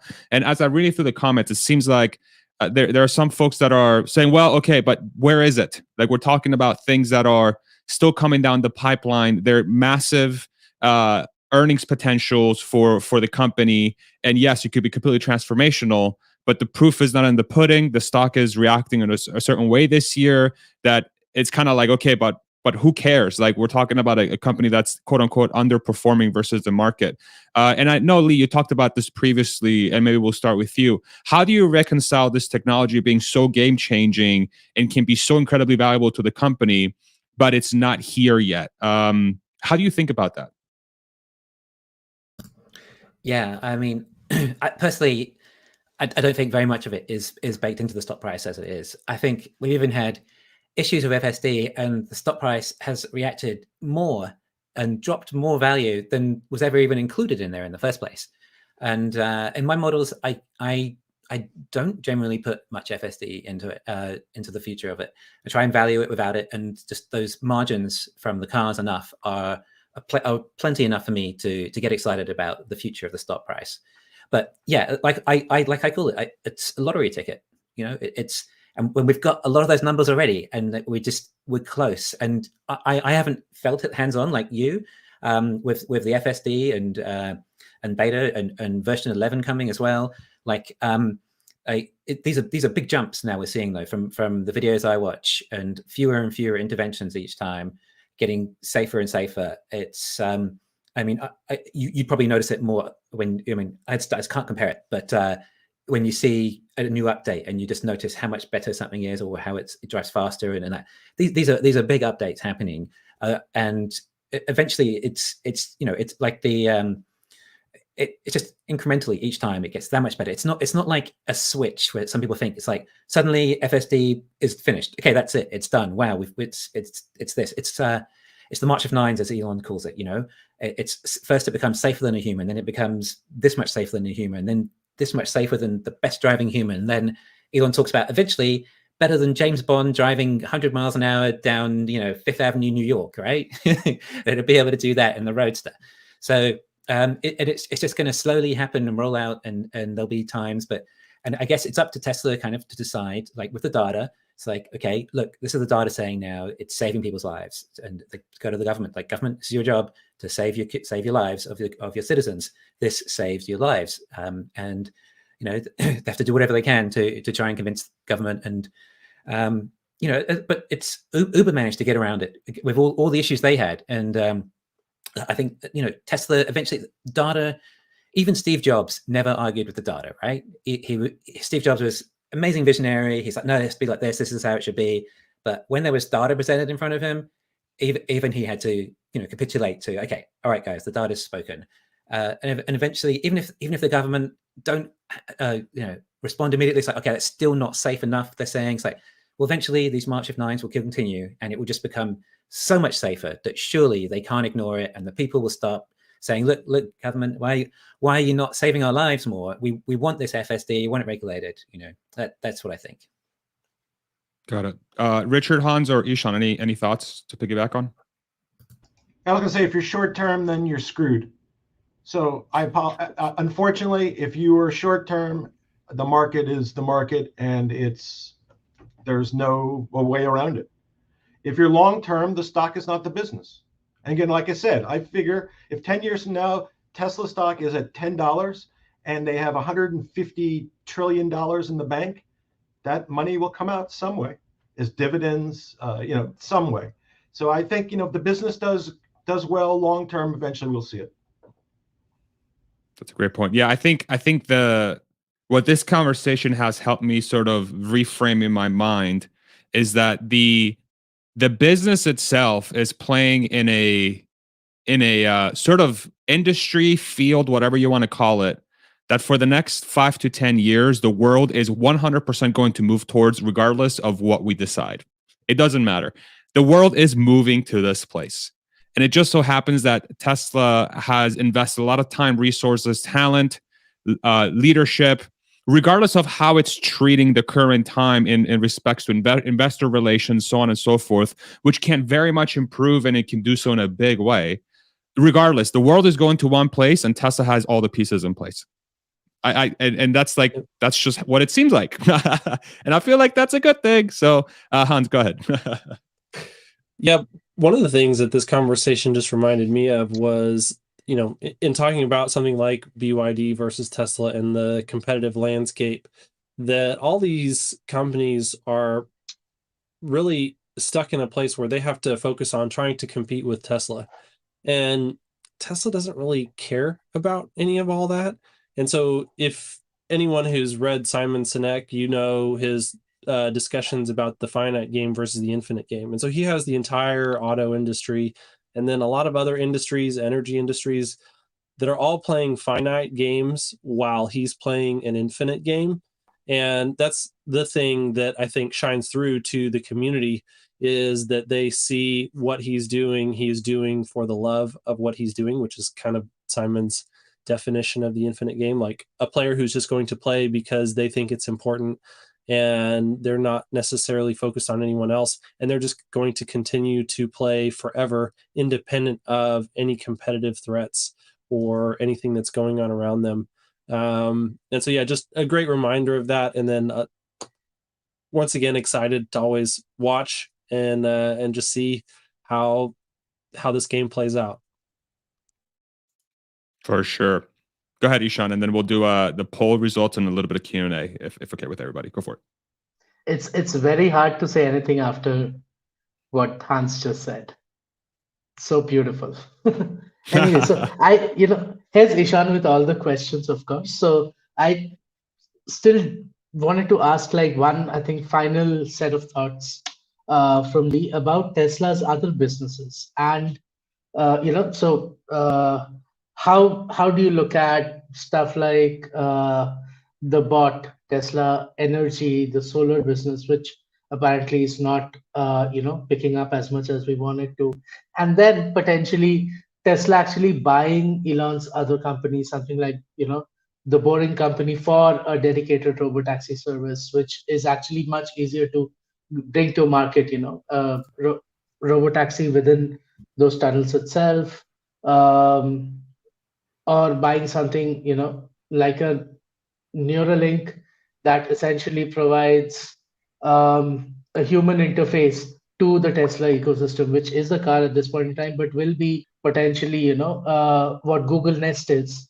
Like, you control your home, you control your vehicle, it's everything via Neuralink, and Tesla might buy that. It's just, shot in the dark, but how do you think of the Elon ecosystem that he's building, and how Tesla might actually extract or bring that into the Tesla food itself? Yeah, like Fazal was saying, like everything in the future that we're seeing, it's kind of like Tesla has already planted all the seeds ready for this future that we're expecting. They're there already. They did it. And when this future comes, it's like all these seeds would have manifested and grown into this amazing company. So for energy, I think of it as a return on investment. So basically, you buy these mega packs or whatever, and within 3-4 years, they've paid themselves off. Same for in-house Powerwalls, right? Powerwalls now pretty expensive. Okay, they might not be on that level. They're probably better for other applications currently, but Elon said they're going to go over to iron cathode to Powerwall. I imagine eventually you get the price of a Powerwall down to maybe maybe $3,000, and it has to be probably even lower, perhaps, version in other developing nations. But on the other hand, power does cost more there because they usually, a lot of them use diesel generators, So you add solar and a Powerwall onto that, a low-cost LFP one, might not look as pretty, but it's going to save them more money, and it's going to be better for the environment because diesel is probably the worst way to create energy. So, yeah, I look at energy as at least anyway the megapacks and the storage. It's a return on investment for anyone who can buy it. If we bought them in our house, and well, right now it's a return on investment, but it might only be a 6 or 7% return on investment with the current prices. But when they get those prices down, maybe it'll be a 20-25% return on investment. Who doesn't want that? Who doesn't want to buy, save money on energy and pay off this price in 3 or 4 years? That's a good investment. Same with solar as well. But yeah, Tesla's solar, we don't hear much about, and it probably isn't going where we wanted it. On the other hand, the Chinese are doing so much in the way of solar. They are just, I've heard some people tell me some numbers, and it's phenomenal how many panels they can make. So maybe Tesla don't need that, and maybe they'll just complement that with their storage instead. And they don't need to do their own solar. And also, of course, we've got the robotaxi equivalent of energy, and Tesla being able to create a complete market for energy. So anyone who wants to sell some energy into the market or buy it at a lower price and sell it on and store it in their own battery or whatever, or even in their vehicles, if it's vehicle to grid, that's mind-blowing, right? So it's create a complete free market of energy. So when demand is really high, the prices go up. And if you've got some, 10 kilowatt hours or so stored in your battery, you're like, hey, I can get some good money for that. I'll sell that down into the grid. And then when demand's probably down, maybe it's a really sunny day and no one's at work, then you might charge it up again, or you might just charge it up from your own solar as well. This is, they're all deflationary. This is deflationary along with robotaxis, of course, things like that. There's a lot of deflationary things happening, and Tesla's, buying a Tesla, you don't have to pay for gas. Again, another deflationary cost of ownership for a vehicle. And and what is wrong with deflationary? This is great economics. This is how we better our standard of living on a massive scale. And then when we're on that subject, there is nothing really further that can do that than obviously robots, taking over labor for us, doing all these jobs that no one wants to do, and time consuming, boring, dangerous, monotonous, production line. We can imagine like Tesla bots mining the nickel or lithium, then Tesla bots refining them, then Tesla bots in the factory. It's like, well, hang on, where's any cost going here? Because the energy is also coming from solar. It's like, what's Tesla going to have to pay for in these cars, and the cost? Eventually, it's like everything is paid for. The labor is free, the energy is free. It's like maybe they've got to pay for the tires and the chips. Like after that, like what else? That starts to blow your mind really of how lower cost it is possible for them to make these cars. But then people are worried about, then everyone's going to lose their jobs and everyone will be unemployed and everything. But I don't know. And Elon does talk about that as well, and talks about universal basic income and stuff. But I don't know. History tends to show that when we do have machines like this that replaces a lot of labor, it tends to be that it just improves our standard of living, and the labor reallocates and becomes more qualified and has to learn a bit more. That the layman job, proletarians have to go and study a bit more and learn a new trade, perhaps of how to work a robot or program a robot or something like that instead. You might have a gardener come over to your house with his robot, and instead of him doing any gardening, you tell him how you want your bushes or whatever, he just programs the robot and it does this amazing job, and you have this garden that a human couldn't even do, and it's just like, wow, and it's only $10 to have this done, where it might have taken 20 people 20 hours or something to do otherwise. It's just an increased standard of living, and people will still want to spend what they have, and they'll create jobs, and entrepreneurs will, and they'll think of new ideas with robots and stuff. And if even in a world of robots taking over all the labor, I mean, I can't even see that happening in 50, 100 years anyway. What a future. Richard, did you have any closing thoughts? Yeah, just had a quickie. I didn't want to be flippant to Tesla investors, so I made a comment earlier, and I didn't want to be misinterpreted, because I am a Tesla investor, and I don't want it to come across that way. And I wanted to be honest and upfront how I think sometimes. So I was in a coma once for a while, and I came out of it fine, although that might be open to debate. But I sometimes I have these thoughts. Well, wouldn't it be kind of cool if I went into a coma and I woke up in 2033 and I didn't have to go through everything and I could see the end product? So those occur to me, that I could miss all the interesting stuff that happens and just get the glory. And that's it. Well, I'm very happy you're with us today, Richard. Very, very happy. You've been an incredible part of this community. Thank you so much. Let's do about 10, 15 minutes of Q&A. Everybody comfortable with that? Lee, you good? Everybody good? Okay, perfect. I see a lot of nods. So let's go ahead and end the poll. We had a poll that was running for, I think, about an hour. Producer wife, let's go ahead and end that poll, and let's show that. And then I'm sure you saw the comment in the comment section from me, but it wasn't really me. It was Bruce's wife that said, if you do want to ask a question, put question before your question and then ask your question. What were the results of the poll? Let's go ahead and pull that up. Does it come up on StreamYard? It doesn't. Man, that's kind of annoying, hey? So the question was, are you buying a Cybertruck? And 440 people voted. We have 58% yes, and 41% no. And somehow that doesn't add up to 100%. So I don't know what the hell's going on with YouTube. But 58% yes, let's call it 42% no. Thank you all very much for answering that poll. And this was tied to the Cybertruck discussion we were having around margins. If you've joined us at this point, we've gone for 2 hours, probably the most information-dense forum we've had in a long time, if not ever. Thank you, Lee, so much for the wealth of knowledge you've brought. Let's go ahead and pull up some questions in the Q&A session, and we'll take it from there. We'll go about 10, 15 minutes. Okay, perfect. Tony, thank you so much. $5 super chat. If there was a city where only FSD was legal on the city roads, do you think the current iteration of full self-driving would have a working, functional robotaxi? And this is a very fascinating question. I have FSD. I've had FSD since I was at the company, like close to 2 years now. Had one of the earliest builds, and I've seen it transform into the product that we have now. I don't think the current version will, but I think in some cities it's probably not that far off. I have an expectation that sometime next year there will be some city streets where the chances of something happening are super, super low. It could operate in some shape or form, but I don't think the current version is ready for that. Anybody have any thoughts on that? I guess if it was only Teslas on the road. Yeah, that would be kind of cool, right? Maybe Starbase? Go ahead, Lee. They still don't talk to each other, though. And yeah, just watching people's intervention data, the real world is too messy, too many edge cases and corner cases, even if it was all Teslas. Not today, unfortunately. If it was a city with just Teslas and the city and the roads were designed around FSD, then yeah, sure. I think so. Easily.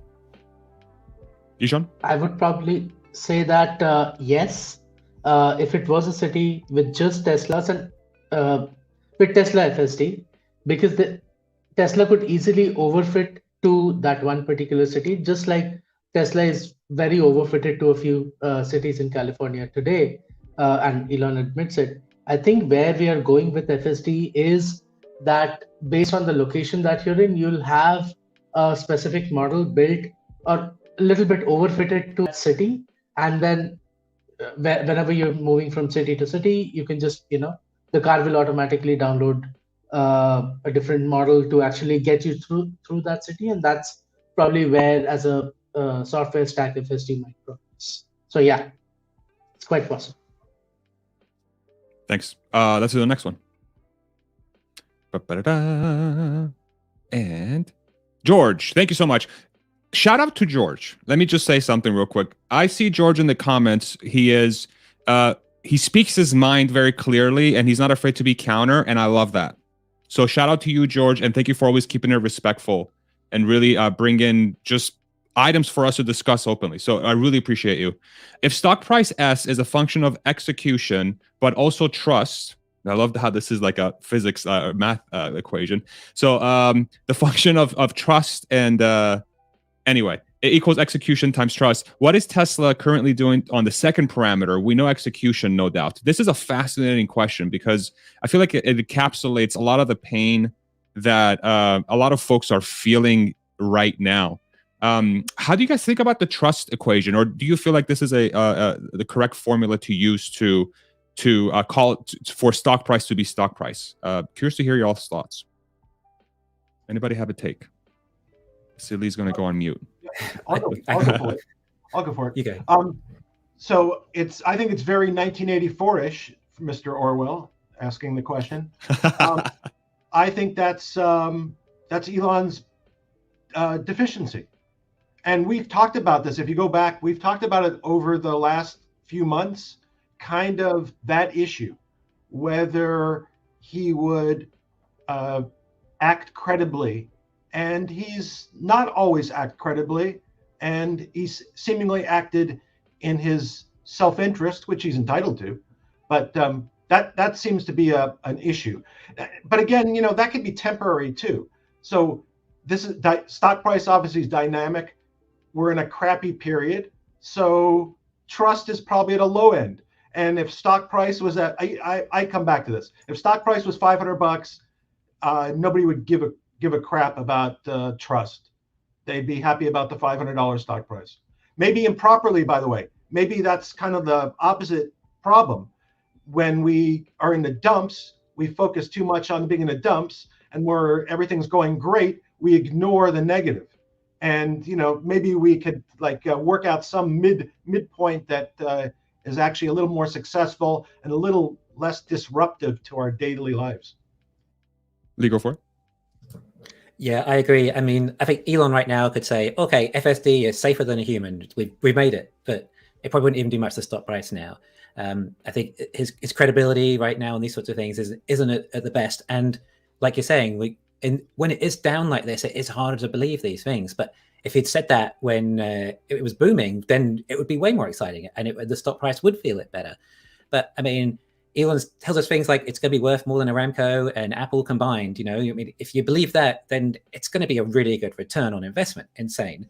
But he's also said, it would be 100 gigawatt hour. It would do 100 gigawatt hours of 4680 sales in 2022, back in battery day as well. And then last year they were saying 100 gigawatt hour run rate by the end of 2022.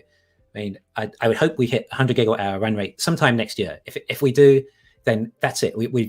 It's the numbers will kick in, and like you've been saying, Richard, like how that $150 billion or something will just accumulate in there, and it'll just be the money you can't ignore in there. And seeing those funds come in, seeing the profits, 100 gigawatt hour run rate of 4680 is insane. And if we could trust Elon that's going to happen, and even if it takes 2 years, it's such a big deal of how profitable it is. I think that's what it is. So like, how much do you trust him now? Like it's tougher when the stock price is down and he's on Twitter and stuff. But so it is part of it. I try and validate as much as he says as possible, looking at tangible things that are actually happening within the company, and try and make up my own judgment from there, really. Ishan? Hans? Yeah. I think it's important to split, there's trust in the company based on their actions, and then there's also an effect that public sentiment has on trust. And I think that's what we've kind of been talking about with the fact that the stock price is so low, that there's this external variable that Tesla and Elon can't necessarily control that is impacting that trust variable. But to give the devil his due, there is a part that he can do to affect that variable. And I think Alexandra kind of hit the nail on the head with this when she, puts up the chart, and it's got the 4 quadrants of different types of people. And Elon is very much the engineer type person. And so he's making predictions and usually giving all the correct, like as an engineer, I understand exactly what he's saying. When stuff doesn't go to plan, I understand the caveats that he's saying that, I think, it's an S, like the 4680 ramp is a great example. Well, it's an S curve, and if we're off by a couple of percent, we could, that could change when we hit that 100 gigawatt hours by 6 months to a year. Easily, it's really hard to predict because it's an exponential thing. That makes sense to me because I'm an engineer. I understand math. I understand what he's saying. The average person, they don't know what an exponential curve is. They don't know what an S curve is, and that just goes over their head. They say, you said 2022 and it didn't happen, so you're a liar. And so I think that communication style really is a big piece of just an area of improvement that, when Elon is, for better or for worse, he is the public face, the entire public face of Tesla. There's very little surface area outside of Elon and his own personality that is the public face of Tesla. Then it makes the public perception of Tesla subject to both the pros and the cons of having someone who communicates strictly like an engineer. And great shirt, by the way. Tim Dodd, shout out. Got a shout out for Tim Dodd. Yeah, going to the moon. That's awesome. For sure. That's why I wore this shirt, actually. And I'm sure that's why you're wearing yours. Go ahead, Ishan. And I'll share my thoughts here. Yeah, go ahead and pop up the question again, if you don't mind. So, given the question was very physics heavy, so what came to mind was stock price is definitely a function of trust in some way, but trust is also a function of stock price, like Hans said. So, when the stock's going down, trust is going down. When stock's going up, everything is up. So, if you look at it really, is stock price a function of trust, or is it the function of change in trust? And if we go one more layer into it, it's probably the rate of change of trust that drives the stock price. So we are basically talking about a second order differential here. That's my take. Super nerdy. I love it. I was going to Go say, ahead, Richard. it's also missing one more variable.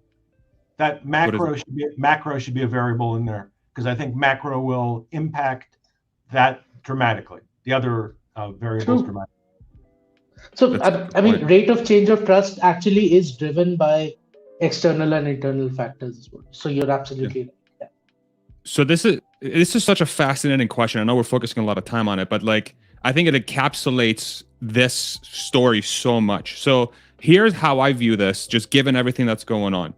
Execution to me, so it's execution times trust. All right. Put Tesla within the context of every other automaker, every other company in its field.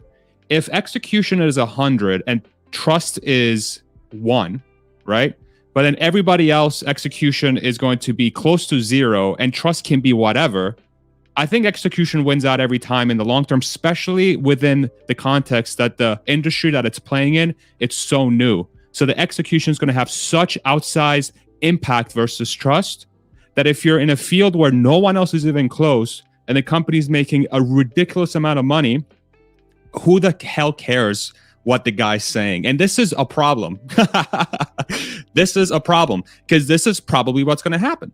This is probably what's going to happen. And it's going to be a almost like a negative feedback loop into some of the deficiencies that Tesla has from an investor's relation perspective, tone perspective, that could potentially be justified by saying, well, we keep growing and people keep buying our stock, so it is what it is. This could be the dynamic that plays out for the next 5 to 10 years because their execution is so freaking good. And doesn't make it right or wrong, but that's how I view this question. And it becomes a priority list at that point. Where should trust be when execution times trust is already miles above everybody else's? You know, so it's such a fascinating question, and we can talk about this for hours. But let's do the next one. Great question, George. Yeah. Farzan Misbahi Forum Hedge Fund, return on investment -100 because we suck. V, question. What qualifies as FSD? Little to no human What qualifies as FSD? Little to no human interactions under all weather conditions? If so, can vision only be the answer? This is another really good question. That's how I interpret FSD is whatever a human can do, the machine can do, and 10 times safer. How do you guys, and then the vision question is fascinating too, because within the context of fog, can a camera really see? In the context of a blizzard, can the camera really see? How do you guys think about this? Lee, let's go with you first. Yeah, I mean, safety of a human in a sense, you say 10 times safer, but I mean, it's arbitrary really how many times safer, perhaps just as safe or just a fraction safer. And then you're there, you're the same safety as a human, but that would also imply perhaps driving as fast as a human in a sense that, you know, you don't need to be so cautious about potential pedestrians running out because you can tell this pedestrian's not going to run out, whereas the Tesla may just be concerned and just want to do everything it can to be additionally safe, you know? So it would you'd be able to get basically from A to B at the same speed, same time, and as safe, in my opinion. As for weather, I mean, even in some conditions, humans can't drive either. If it's so, there are limitations to human driving in certain conditions. I think maybe snow, maybe heavy snowfall, maybe harder for FSD. I'm not entirely sure, but yeah, that'd probably be my where I'd see FSD as being there. You know, the conditions of where it reach. I was going to say maybe that's why the new discussion about limited radar has been coming out recently. That might be the answer. Maybe Tesla agrees. Easton? Yeah, no, to Richard's point, it's the addition of the HD or high definition radar essentially is to add data when vision is obscure, right? So it could be, you know, during rain conditions, fog conditions, or when there's actual dust on the camera, etc. Just to add a layer of data points when the vision system determines that it's not, at its or is not able to determine the next step. There's one thing though, humans are not statistical creatures, right? Humans are social creatures. So if I get into an accident, it's my fault or it's the other guy's fault, but it is somebody's fault, right? When FSD gets into an accident, and it will, at one fine day, there will be an FSD accident that happens. Unfortunately, what's going to happen that day is that, it'll be said that FSD is unsafe because it got into an accident. So the unfortunate reality is that the expectations of FSD is to essentially be at a place where there are no accidents, don't crash, right? But that is not going to be the reality, even if it's not 10, but 100 times safer than a human, right? The problem is the only way to measure this is statistical in nature. Perhaps it can change if there's Neuralink, but maybe Tesla will buy Neuralink for this. but humans are not statistical creatures. They are experiential creatures. And if somebody has a bad experience and tweets about it, Elon's not going to shadow ban them. It's going to sort of create this narrative around. So I think my only problem with vision being the only answer to this is that it's going to boost that side of the narrative, which is not aligning with the statistics. So I think we see a bit of that already happen. Yeah, that's Hans. I mean, I do like the idea of adding a sensor, but this is why everyone starts out adding too many sensors to basically make up for places where potentially vision is lacking. Humans are pretty amazing at driving. I know we talk about how much they suck, but they're also pretty incredible too. It's amazing we're not all dead.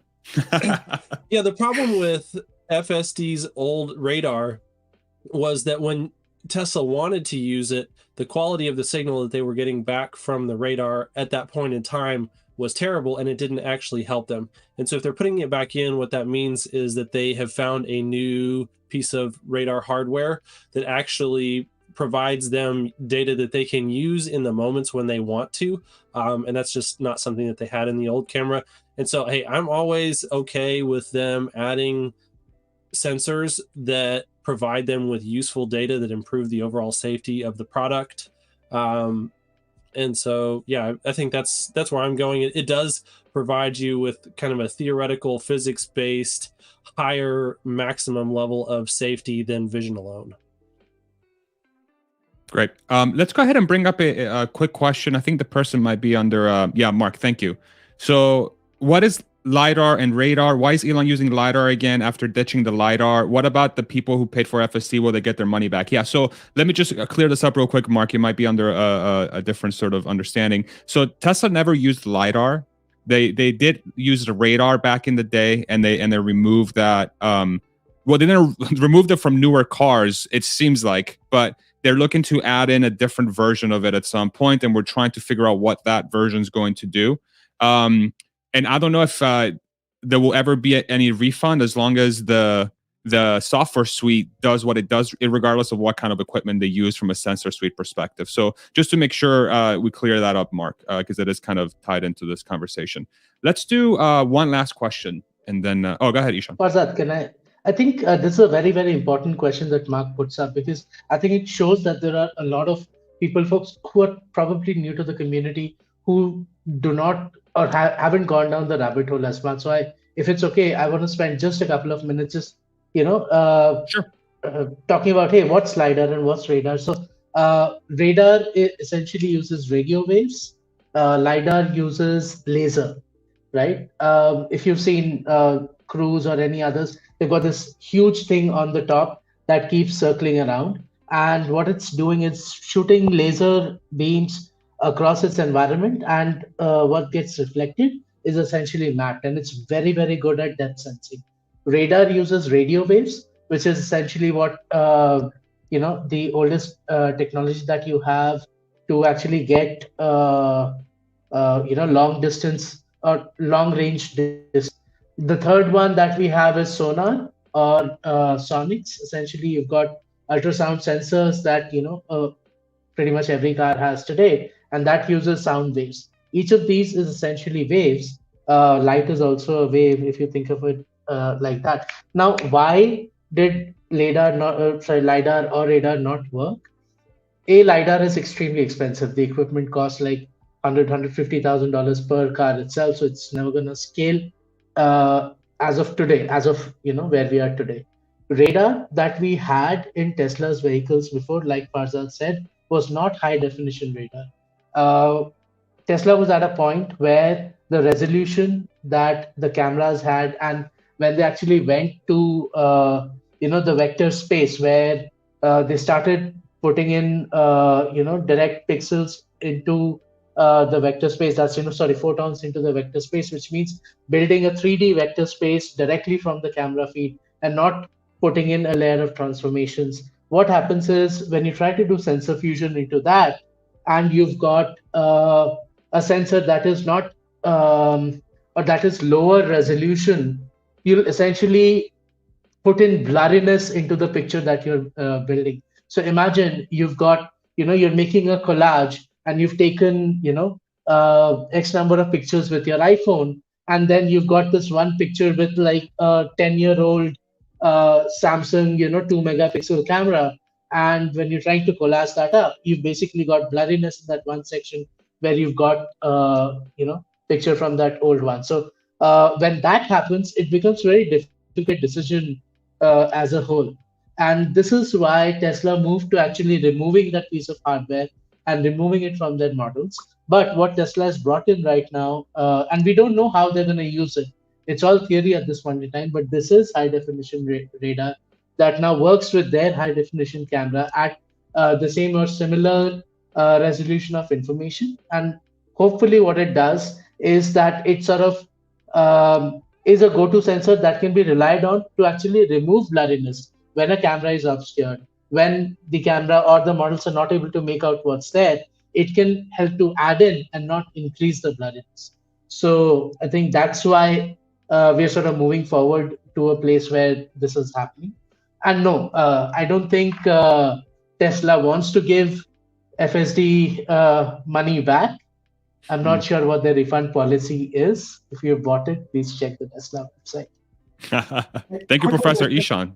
Go ahead, Richard. There's been some class action lawsuits about FSD, and whether the issue was whether it's complete or not. And I guess those cases have been settled, and in some cases, money has been provided back. The agreements are confidential, so I don't know what it is. But certainly, I could say that once FSD is perfected, then those lawsuits will no longer exist, because they're all based on the fact that FSD is not complete. So that will be another added benefit. Once we get through FSD, Tesla will face less legal action and piss away less money on legal. Makes sense. Perfect. All right, I think we should stop it there. That was a very good last question, very informational. Wow, 2 hours and 20 minutes, y'all. Lee, do you have any closing thoughts for us, man? That was what a treat. What a treat to have you, man. Thanks. Thanks for having me. I think for the stock price, like when the 4680s do their thing, we could hopefully, triple from the all-time high. But to put it in perspective, when robotaxis do their thing, I think you add a zero onto the stock price. Take it to the bank. Thank you, Lee. Thank you so much, man. Thank you, Richard. Thank you, Hans. Thank you, Ishan. Thank you, everybody in the comments section. I hope this was a great conversation. I personally enjoyed it so much. I was able to take in, my God, so much information from everybody, and just especially given the current landscape, it's just fascinating to re-engage with the fundamentals of the business, regardless of what is happening today, and just study that again and look at data and think about how that could extrapolate into the future. Ishan, go ahead. I see you're off mute. No, just saying bye to everyone. Okay, perfect. All right, everybody. Thank you so much. Oh, and last but not least, producer wife. Thank you very much. Wow, killed it. Look at that.